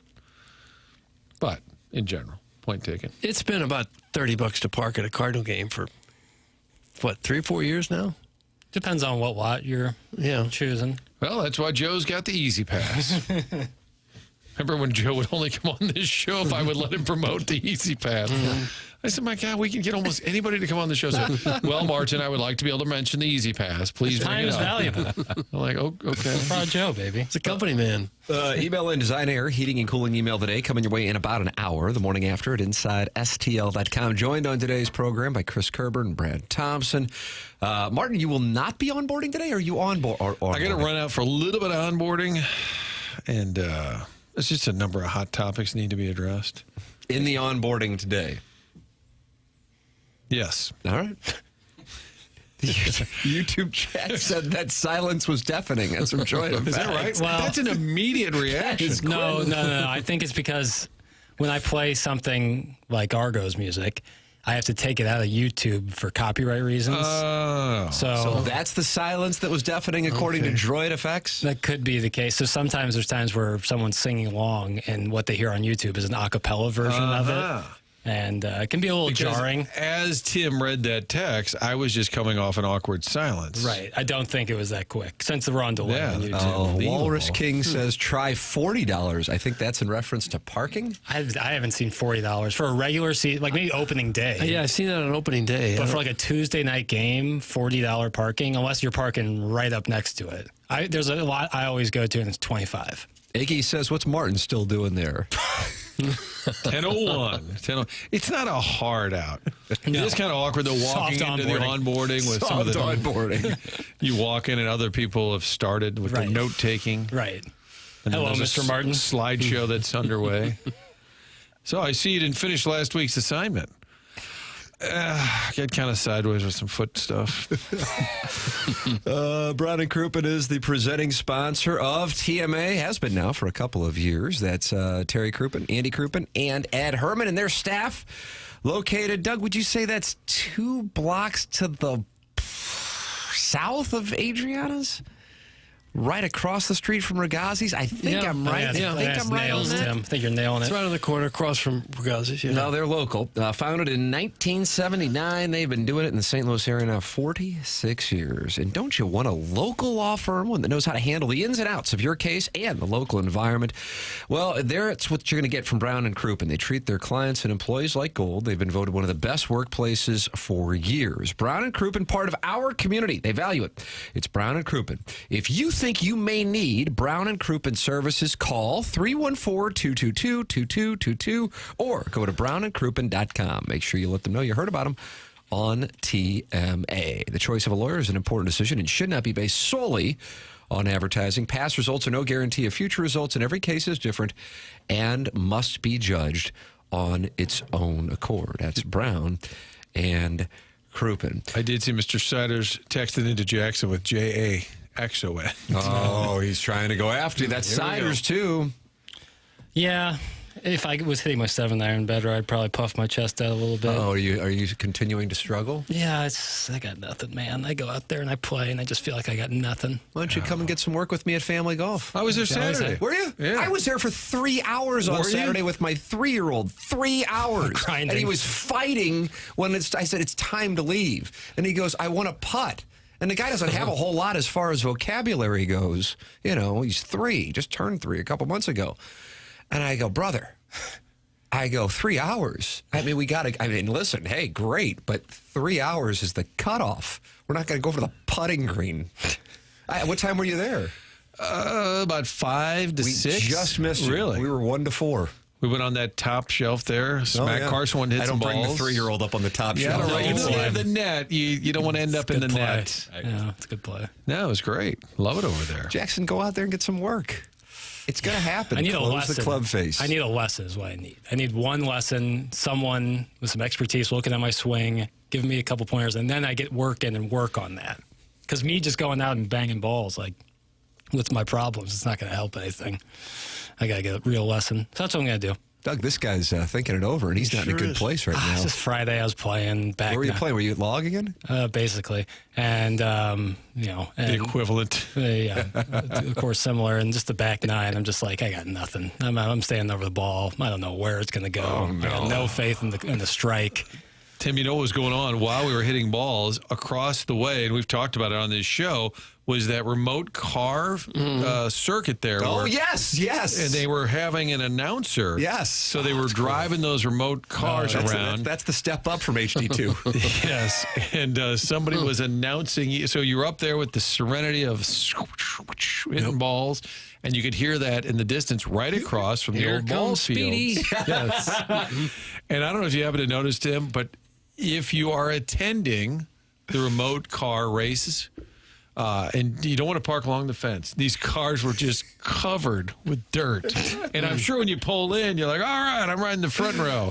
I mean, like 6 inches of mud and dirt on the windshield. How big are the cars racing? They're not very big. I think they're like a foot or 2 long. Yeah, That's pretty small. Yeah. And you've got the little remote control. But whoever it was calling a hell of a race. Yeah, he was doing a really nice job. Probably a low-level broadcasting gig. You got to talk quick, you got to start somewhere. Yeah. Jackson, use the Skillest app. That's from STL Gator. Yeah, I've heard. I don't really know much about that, so I can't speak on it. I just really think I need a lesson. I don't even know. I've never heard of it. So you've heard about something. It sounds like one of those apps where you take a video of your swing and send it in, and then they are able to diagnose some issues with it. But I need up close and personal. Jackson and I got to play in what is now the Stiefel last year Ascension Pro-Am. We were very fortunate. That was really cool. And Jackson's attracted to Spencer Head. Oh, and no. Retief Hwasson, who was out there. Retief Goosen? It sounds like he just called him Hwasson. Why would you say that one? My buddy Gareth, who's South African, says that's how you pronounce his name properly, it'd be Hwasson. But stop it. As we know him, it's Retief Goosen, and the goose was loose. And he was playing in the Pro-Am, and he was teeing off. I think it might have been on a 9. And Jackson had me stop the cart so he could take him in. Cut it out. Take him in. I wanted to view. The goose was loose, and I wanted to see a smile on eyes. I love Retief Goosen, so I wanted to see it. Well, either way, at these Pro-Ams, they give you your choice of, really a nice amount of stuff. I think it's something along the lines of like $600-ish dollars worth of your choice of. Really? I mean, you take your pick. And they have a Rapsodo, which is a launch monitor. Now, it's not a TrackMan. Those things are super expensive, but Rapsodo. I had that busted out on Saturday. And Jackson, instead, when he had an opportunity to get the Rapsodo, chose some underwear. Okay. Underwear? Okay, hold on. Hold on. Let me put on the emergency brake here. Did you or did you not select underwear? Underwear was no further questions. Part of my selections. What sort of underwear? I also got a new 56 degree, which I love. Who's offering I underwear? got these shoes. I'm wearing them right now. Look at that. I got these shoes. Oh, you ball striking anything? No. I got these shoes. You're wearing golf shoes? Yeah, but they're like soft spiked bottoms. They're like it's like a soft. This guy bottom. never knows when an 18 is going to break out. Are you aerating the always Hubbard ready. Studios? Well, just always ready. It's always good to have a nice grip, And I got pigeon toes, so it's a whole thing. But I got a bunch of stuff, including a great pair of underwear. which I'm not wearing I'm today. surprised they would even That's a offer check. underwear. Yeah, that's what I'm saying. It's good, like golf underwear. Like it's meant Why, you don't for the use hot golf days. underwear? It's meant for hot days. If you put this underwear on, dog, you'd get it.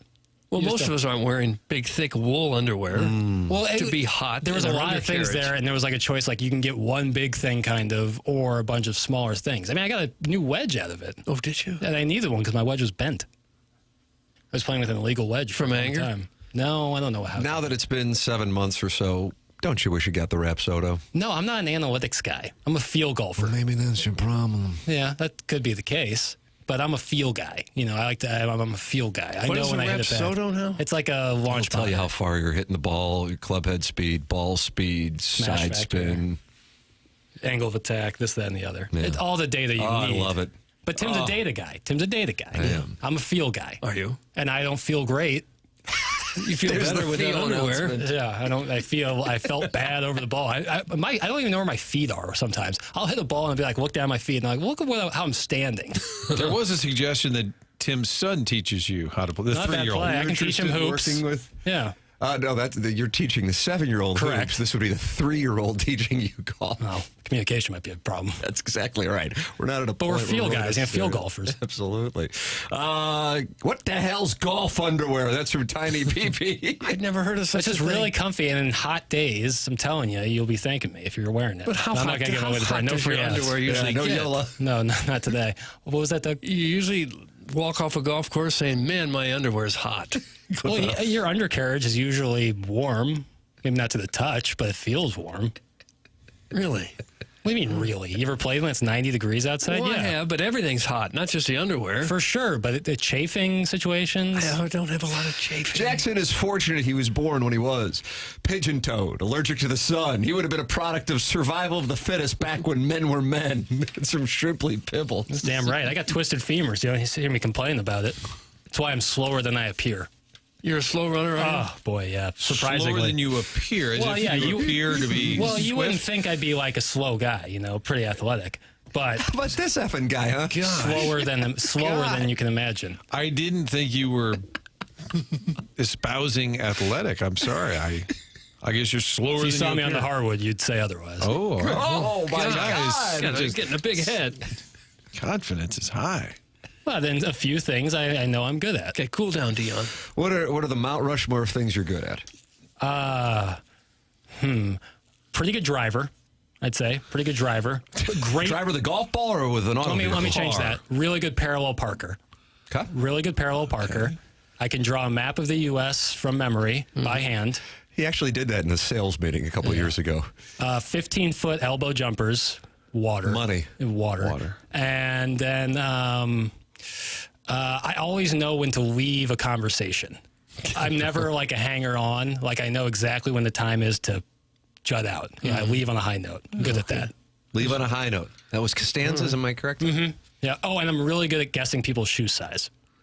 It's a hell of a Mount Rushmore. Like if I see someone's sneakers, I can guess. Text coming in right now.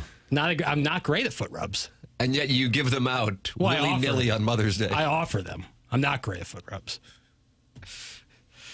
He's good at not having sex. That's from Sharon's pool boy, Doug. That is not Sharon. Hilarious. That is. You're a heck of a chicken spokesman. Hey, listen, that's a nice feather on the cap. I Anyone says. guarantee No pun you, intended. nobody was happier outside of the people who text into the show on Friday than the people at Lee's. Have to be. I mean, the most organic campaign. Probably not what they were thinking. Right. Again, I could have just gone, hey, get some flour and chocolates and then get some Lee's chicken. No. Not when I do things. I grab the bull by the horns. Right. You made it memorable.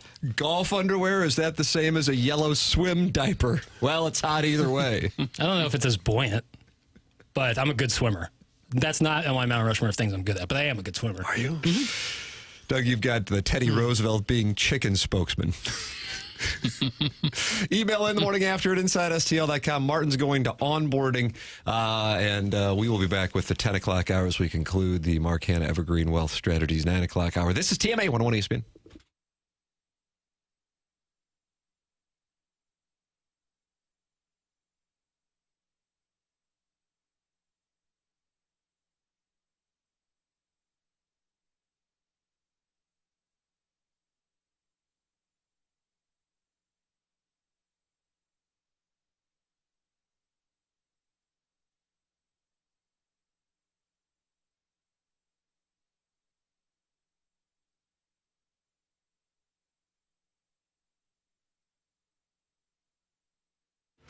Moritz Reusch Jewelers is the place to go, located right across from the St. Louis Gallery on the 15th floor in the tower there in Richmond Heights. This is not a chain. This is local. This is family operated by Dan Reusch, and this goes back to 1982. It's Moritz Reusch, online at ninjabling.com. They have all kinds of elements that I think you want when you're shopping for jewelry. Number one, they respect the budget. Number two, the privacy of the sales experience without somebody standing over you and trying to get you to spend more. And I would tell you this. They have all kinds of merchandise right there on the property, and they carry specifically engagement rings for the guys who want to get something put together pretty quickly, or they can do custom jewelry if you want to design something from the ground up. It's Moritz Reusch in the tower, 15th floor, right across from the St. Louis Galleria. It's Moritz Reusch online at ninjabling.com.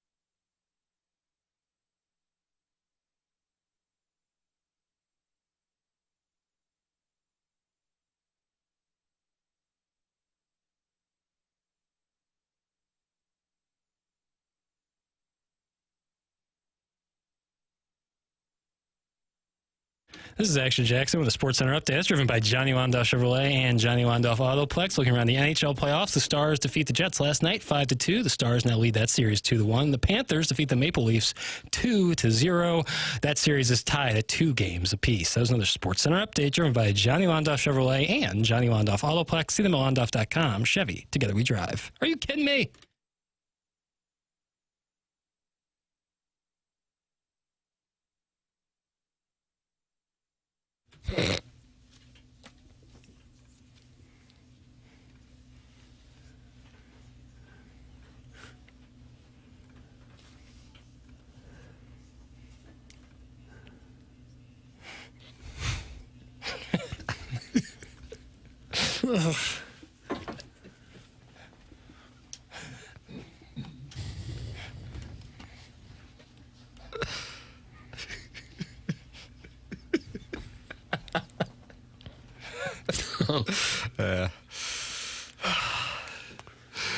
TMA 101 ESPN. Doug, quite a situation during the commercial break.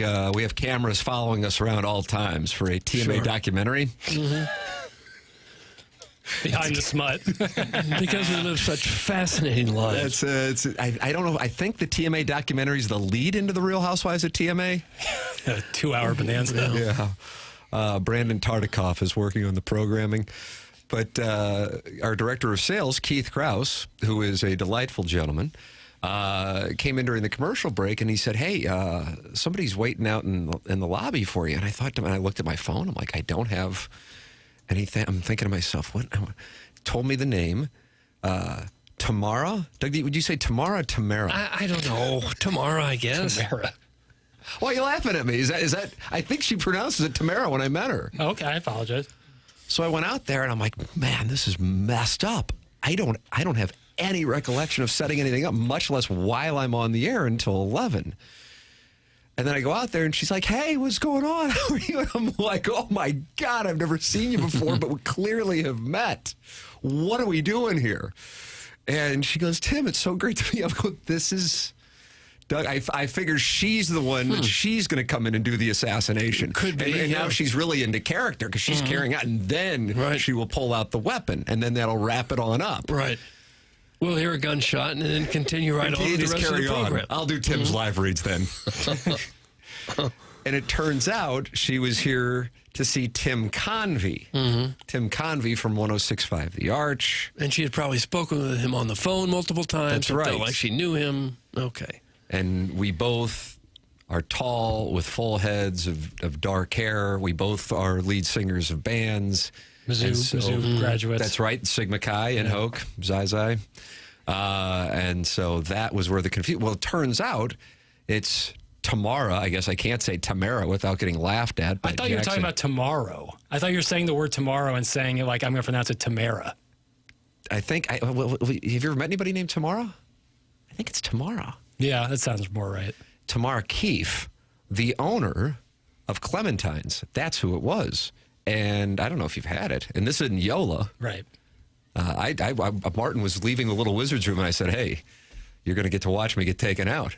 So Martin watched this whole thing play out as we were as he was heading to onboarding, and I said, "Oh, that Clementine's. I don't know if anybody's had it." I was there Friday night. Oh, you were? Yes. Right for your birthday, and after you dined at Billy G's and you had the park steak. I did not have the park steak. I had the Sicilian salmon. Oh, what's doing with Sicilian salmon? That was great. What's the seasonings that are so pleasing? I don't know what the seasoning was, but it just tasted very good. I'm a simple man. I don't ask about seasonings. I just say, "Bring me a slab of fish, waiter." That's how you talk to the staff?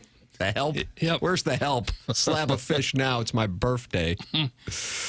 Anyway, that Clementine. And she's expanding to Kansas City, nice. Northwest Arkansas. Good on them. I mean, so they're just walking down the hallway. I'm asking about the business model. You got any partners? Looking for partners? Big coffee ice cream guy, and they do really good coffee ice cream. Oh, is that right? God, it's really good. It's so good. Holy crap. So anyway, that's what was going on. I thought I was going to be taken out right there in the lobby. And Martin was going to be an ice cream salesman. By an ice cream salesman. Let's see. Was he the guy from Dorf on Golf? That's from the Rogue Onion. No, wasn't that was Tim Conway? And that was a very funny routine. Dorf. He He looked like he was about 2 feet tall. You just see his waist up, and his feet, I guess, were under the stage. And he'd fall back and then spring back up. Oh, wonderful comedy. I have to tell you, they advertised that on VHS at some point in the 1990s, and I was really surprised it was as popular as it was. Oh, it was fantastic. Tim Conway was really a funny guy. No longer with us, but he starred in Speed 2 with Sandra Bullock after they couldn't get Keanu Reeves to do it. They got Tim Conway. Speed 2. Oof. Oh, it sounds like that's a bad on GoodOrBad.com. Truly one of the worst. Really? In terms of sequels, it's like Caddyshack 2 and Speed 2 is way up there. Is that right? Well, Speed's awesome. You know, it's perfect. It's a perfect concept for a movie. In Speed 2, they really dropped the ball. Anchorman 2 wasn't any good either. Yeah, but it's kind of just fun to be back with those folks again. At least there's some value in that. Speed 2 just kind of stinks. Godfather 2 is the only great sequel in the history of film? No, Terminator 2 is awesome. Terminator 2. Linda Hamilton, Doug, and she was married to James Cameron of the Titanic. Am I correct? I don't know. I just don't. Before Sunset, the second of the Sunset Sunrise series. That's good. There's great sequels out there. Just Speed 2, not one of them. Is my damn phone blocked on this thing? I've been spitting hot heat all damn morning, now you're blocked. and not a single text has been read. To hell, Piddles, that's from Tim's Toothless Bottom Boy. I didn't like it, and you've been suspended. Good on you, Doug. Tim's Toothless Bottom Boy suspended 2 days' time for his attitude. And his name, as we speak, is going into the suspension logule. I would say of the number of texts sent in, about 2% are read. You think that's right? 2 to 4. Right. 2 to 4. Yeah, so there is no... Rocky 2 is great. That's from The Big Show. I share that opinion. Yeah, Rocky 2 is great. Okay. Rocky 2 is really good. Star Wars had some good sequels. Yeah. Empire Strikes Back Empire would Strikes certainly Back. be considered Mike to be... Reiner just dropped in my ear. Back to the Future 2. Another great one. Yeah, there's been a lot of great sequels. Indiana Jones series. Yeah. Temple of Doom. Temple of Doom is the weakest of the main 3, but still, I still like Temple of Doom. Ghostbusters 2 was great, you donkeys. Oh. That's from Chairman's Pocket Partner. Don't like to be talked to that way. Bruh, I'm saying LOL. I was thinking I was blocked too. That's from It's Your Boy Fuzz. No, all you folks, you're in there. I don't know what to say. I don't think you can block anybody in the text inbox. No block. Yeah, you can. Oh, is that right? Yeah, I haven't done it. I did it like one. Someone was just sending in like Russian characters once, and I was like, get that out of here. You can't block people in the YouTube chat? No, I can do that too. Really? Mm-hmm. Yeah. Doug, we're learning things. Okay. My Girl 2 from Splashback Deuce. Of course, Macaulay Culkin was not able to appear in the second one. It's always tough when you can't get one of your main stars back. So why do you go ahead with it? Well, but then like when you say like The Dark Knight, they got a new female lead, and The Dark Knight's one of the most popular movies ever.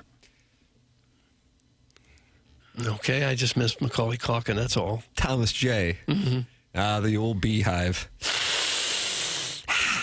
That reminds me, I might go get some dirty wings from the Hive today. It's a good play. Oh. It's a good play. I love chicken wings so much. Yeah, dirty wings. I'm doing a lot of Yola here, and I'm just thinking of these things. Yeah. So I'll get some dirty wings from the Hive, and I'll wash it down with Clementine's ice cream. And watch Speed 2. There you go. Call it a day. What a hell of a Monday. I got a big Monday lined up. It's TMA. Send your emails in. Design, Air, Heating, and Cooling email today, the morning after at InsideSTL.com. That's coming up in about 15, 20 minutes here on the program.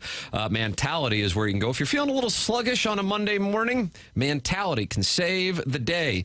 Go get tested with Mentality. I've had that experience. I was in and out in 20 minutes. It was super easy, friendly staff, and now you know your levels. Plus, they test free testosterone. Not every place does that. Free testosterone testing is what separates Mentality from the rest. Mentality is a St. Louis-based testosterone facility with local physicians who can help you regain your form.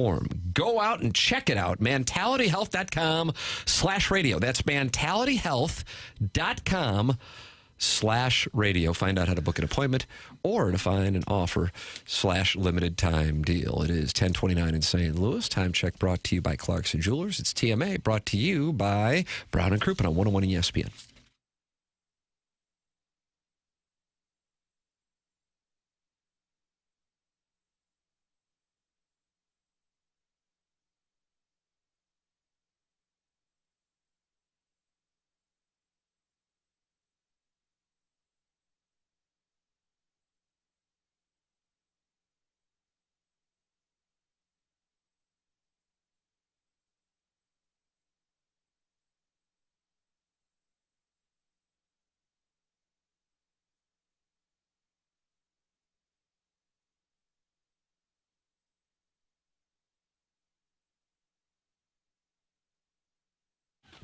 TMA is brought to you by St. Louis-based Stifel, a leading wealth management and investment banking firm. Stifel is the firm where success meets success. It has been since 1890. They were founded in downtown St. Louis way back in 1890, and they are on the same street today with their headquarters where it's located. They're proud to have called St. Louis home for 135 years now. They also partner with the Cardinals and the Blues and now the Stifel Charity Classic, and they sponsor Stifel Theater. Stifel is honored to support the city, the people, and its future. With financial advisors in 12 offices across the region, Stifel helps clients right here in St. Louis and nationwide manage their hard-earned wealth. Stifel also provides banking, lending, and trust services and has a full-service investment bank. Basically, when it comes to finance, Stifel has you covered. It's one of the fastest-growing wealth management firms in the world. Their tagline is, where success meets success, so it's no wonder they've decided to partner with a winning program like this one here. TMA and Stifel, where success meets success.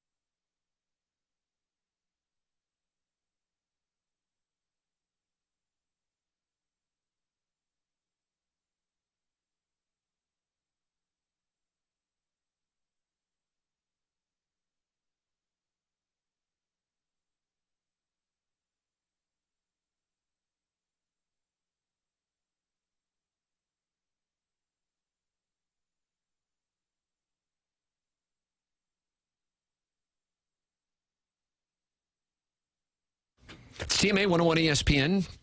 We welcome you to participate in the Pro. Doug, here's the Air Comfort Service text line. Okay. 314-399-9646. Then you go to youtube.com/TMASTL, and you talk it over with Bird Oxygen, Eggy, Tiny PP, DG Patty Cakes, and there's the old Splashback Deuce. Talking to the Boston Market ad bot. Okay, what does Bird Oxygen mean? Jackson? Well, birds need oxygen. There's no doubt about that. Yeah. So does every other animal out there, right? Yeah, in some way, shape, or form. Obviously, some animals have gills, and they get oxygen in different ways. But still oxygen. It's oxygen nonetheless. Mm-hmm. Well, we're carbon-based.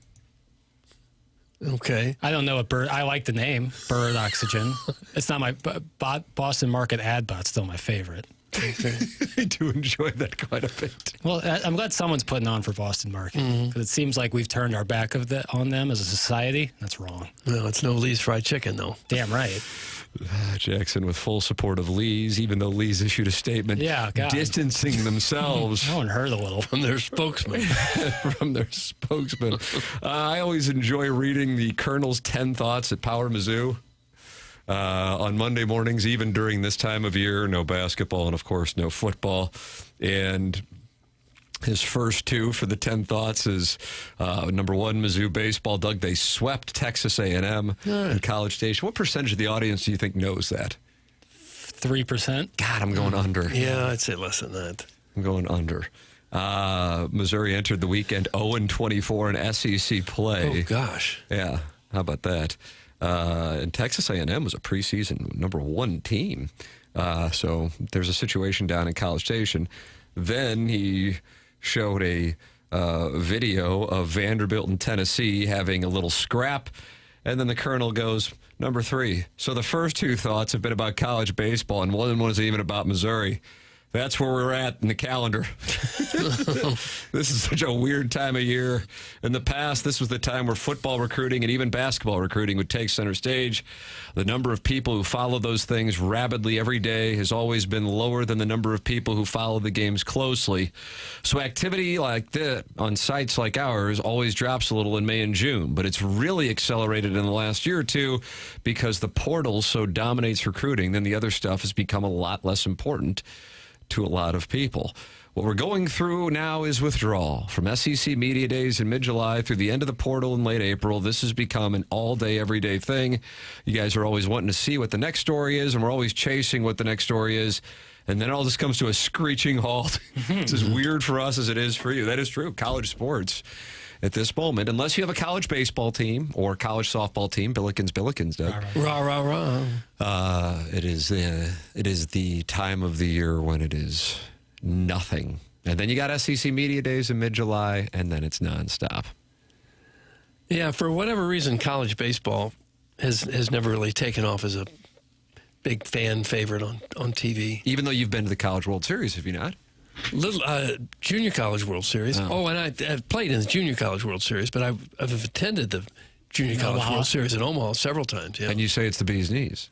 Oh, yeah, it's great. It seems electric. Yeah, it is. I really think the metal bats are a big part of it. There's some about hearing metal bats that just screams amateur. You know? I don't know. The crack of a wood bat, I know it's like a very small detail, but that's for me. Like, I hear metal bats and I don't like it. Well, I'm not sure that's it. I think most baseball fans around the country have a major league team to root for. No. And that's enough. Doug Shrimpley Pibbles has just sent a picture of him and his wife with pineapples in their drinks. I don't know if that's sending a message. Swingers, sure. A boat drink. And then Scott's Wrinkled Ballsack says, give it 2 more weeks once school is out, and then the wife will be ready for the Real Housewives vetting process. Okay. So you have Sharon and Clayton, the self-made stay-at-home Ladue mom, Shrimpley Pibbles' wife, and Scott's Wrinkled Ballsack's wife. I mean, that's a pretty formidable lineup if you're going with 4. Not a bad little lineup. I don't know what the budget is if you can bring on a 5th. Tim, we have no budget. I should have mentioned that. We have no budget. Right. So these are like internships for the stars of the show. Yeah. Right. Yeah. Some might hear no budget and think you can spend whatever, but really that means we have nothing. Tim, we have no budget. So there isn't some form of... We've heard that at some of the other stations we've worked at. Tim, we have no budget. Not this one, but some others. So what are you going to offer Sharon and Clayton and the self-made state? I mean, these are women who are well-heeled, much less Scott Sprinkle-Balsack. Exposure. Yeah. Stepping stone. Mm-hmm. Right. There's a lot of A-list stars in Hollywood that began as TMA housewives. That's correct. Well, Jennifer Aniston, I think, got her start that way, right when we first started. She was a girl next door, I think, Is that what it was? 2004? 2004 is correct. Mm-hmm. Did any of those girls ever get anything done in show business? Jackson, I know you monitor the careers of the girls next door. We're still waiting. They had a tragic run of dead grandmothers. A couple things to pop. Mm-hmm. Some projects in the can that have yet to see the light of day. Every time we'd have a girl next door event, 2 or 3 grandmothers would be dead, and the girls couldn't show up. We had grandmothers floating down the Mississippi like cordwood. Let's see. I think that silence around KG's session in Boston tells you all you need to know. I don't know what that means. Chairman Kurt, you were in Boston? Yeah. And Bird Oxygen is saying that your silence tells you all you need to know. Doug, what does that mean? He's saying because we have not discussed it yet, it must have gone poorly for Kurt, but that is not the case at all. Oh, Doug, you have inside word. It was a great trip. Mm-hmm. You got to see the Rangers and Red Sox. Yeah, you wrote TMA on Pesky's poll. Yeah, they were letting people sign pesky polls, so I took a Sharpie and wrote TMA STL free dotem. Nice. So did you? We are forever interwoven. How long will that stay up there before they paint the poll and let I don't the know. next? That's a good Seems question. like they have like 1 million signatures on there. Yeah, right? it was hard to find space, but we made it work. Fenway was cool. Did you meet a special lady friend? Yeah, I did. Wow. Huh. Bill. She was a great hostess. Now you're a bit of an item. Got one in the Northeast. Maybe we just start picking out corners of the country and just making that's little not what trips she out wants of to it. hear. Wow. That's like ludicrous. Was that Nate Dogg? I don't know who it was. Yeah, that was Nate Dogg. So you're saying you might have a girl in every port? Down the line, I don't at the moment. Just a Boston way. Iggy is in the YouTube chat and says he bought a souvenir hat and came home. So it doesn't sound like he thinks you had a big weekend. Oh, well, if he was, I know he's in the YouTube chat every day. He probably saw the hat Wednesday. I think I wore it Wednesday before I left. Mm-hmm. But no souvenirs. Great food. The food scene up there was phenomenal. Had a lobster roll. With fries, I hope. It actually did come with fries, yeah. Oh, it does. A lot of times it's chips. No, they were just typical, maybe shoestringish. Yeah. A Wagyu burger that was really good. Doug, you don't seem like you would do oysters. No, I don't. Too much of an aphrodisiac for somebody who's already peak Randy. Right. It's too slimy. So you get off the plane and your gal is right there waiting for you. Yeah, grabbed my bag from the baggage claim, and she was outside ready to pick me up. Huh. Yep. Stayed in Lowell, Mass. It's quite a scene when you show up, having met someone just over the internet, right? You meet people in various ways. Facebook Live or whatever you do? Yeah, she saw one of my Instagram lives, and Is that that's what kind of how it all got started. Okay. One of my cooking videos. Are you serious? No. Oh, wow. Boy, I got bluffed up that pot. That was a bad loss. Yeah, I haven't done a cooking video in a while. We might have to bring those back. But Boston was great. Had a great time, but I was ready to get home to you boys. I listened Thursday, but Friday I got a text from my mom. I hadn't started the show yet, and she told me I just absolutely had to listen to the opening segment from Friday's show. Yeah, Jackson's hot foot action. Mm-hmm. That's right. Not hot, but loving, I would say. Loving is what it was, Doug. So you were with this gal the whole weekend? Yeah. Yep. Darn. Wednesday afternoon to Sunday morning, and lots of loving. Huh. Lots of loving. You can write in about it the morning after at InsideSTL.com. Design, air, heating, and cooling email today is coming up. This is TMA 101 ESPN.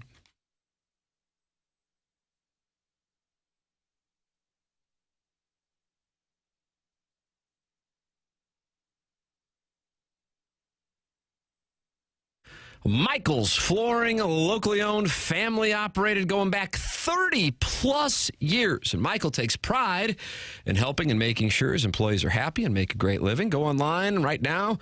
You can get 3 samples free from Proximity Mills. Then you can check out all kinds of different opportunities. Find your floor, see in your room, choose your samples, get a quote. Again, go online for more details. It's Michael's. IGotFloored.com is the site. They have it all, but carpet is awesome, and it is back. They have so many varieties of all flooring and have 3 easy-to-get-to locations in St. Louis, Creve Coeur, Darden Prairie, and St. Peter's. It's Michael's Flooring. There's a reason that Michael has continued to grow through the 31 years. Employees love working for him as they feel like family, and he makes sure they are taken care of. And this then rubs off on the families buying the product, as they know they have the best interests of the buyers at heart. Learn more at IGotFloored.com.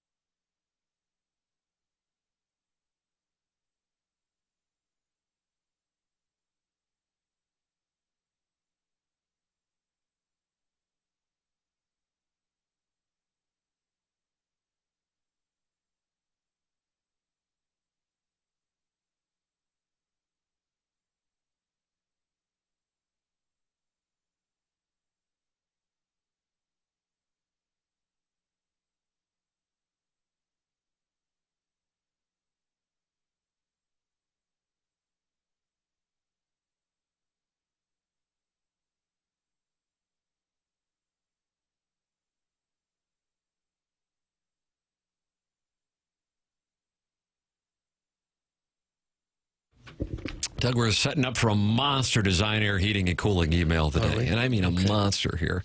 So we got that coming up here on the program. Becan Ferrario at the top of the hour. Miss anything, go back and podcast. Schaefer Door Company, sponsor of the podcast here on 101 ESPN. We'll come back with the design, air, heating, and cooling email today next.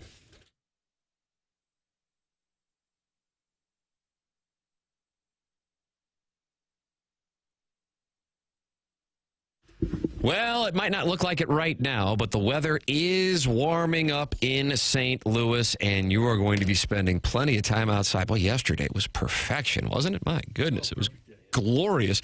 Well, you want to make sure your outdoor living space is optimized. That's where aesthetic design and build comes into play. They've been building high-quality custom decks and outdoor living spaces now for over 30 years. I've been to Dan and his team's showroom in Chesterfield Valley. I've had them to our home as well. They really do specialize on full-on custom deck work. That is what they are known for. Customization and also being able to design specific to your wants and what your home can do for you. It's aestheticdesignandbuild.com. That's where you can see their work or call 636-532-5008. It's Aesthetic Design and Build online at aestheticdesignandbuild.com, and let them know I sent you their way.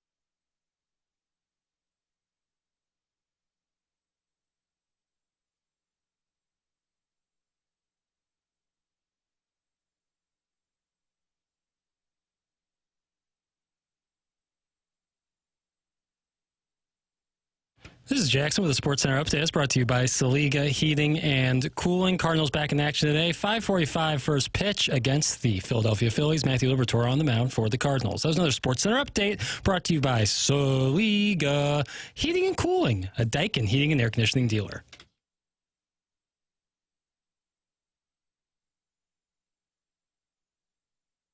Design Air Heating and Cooling email the day time. I have a lot to thank this show for. First off, because of this show, I have a justifiable burner email address that my girlfriend thinks is just for a silly radio show, but doubles as my Brazzers account login email. This show really does help the everyday man enjoy some guy-on-guy action in secret. Oh.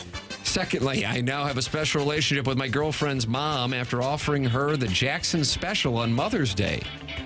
That's chicken grease right in between the toes. Thank you again for helping facilitate my infidelity. Can't thank you enough. That's from Low-Voiced Drew. Low-Voiced Drew. He's new.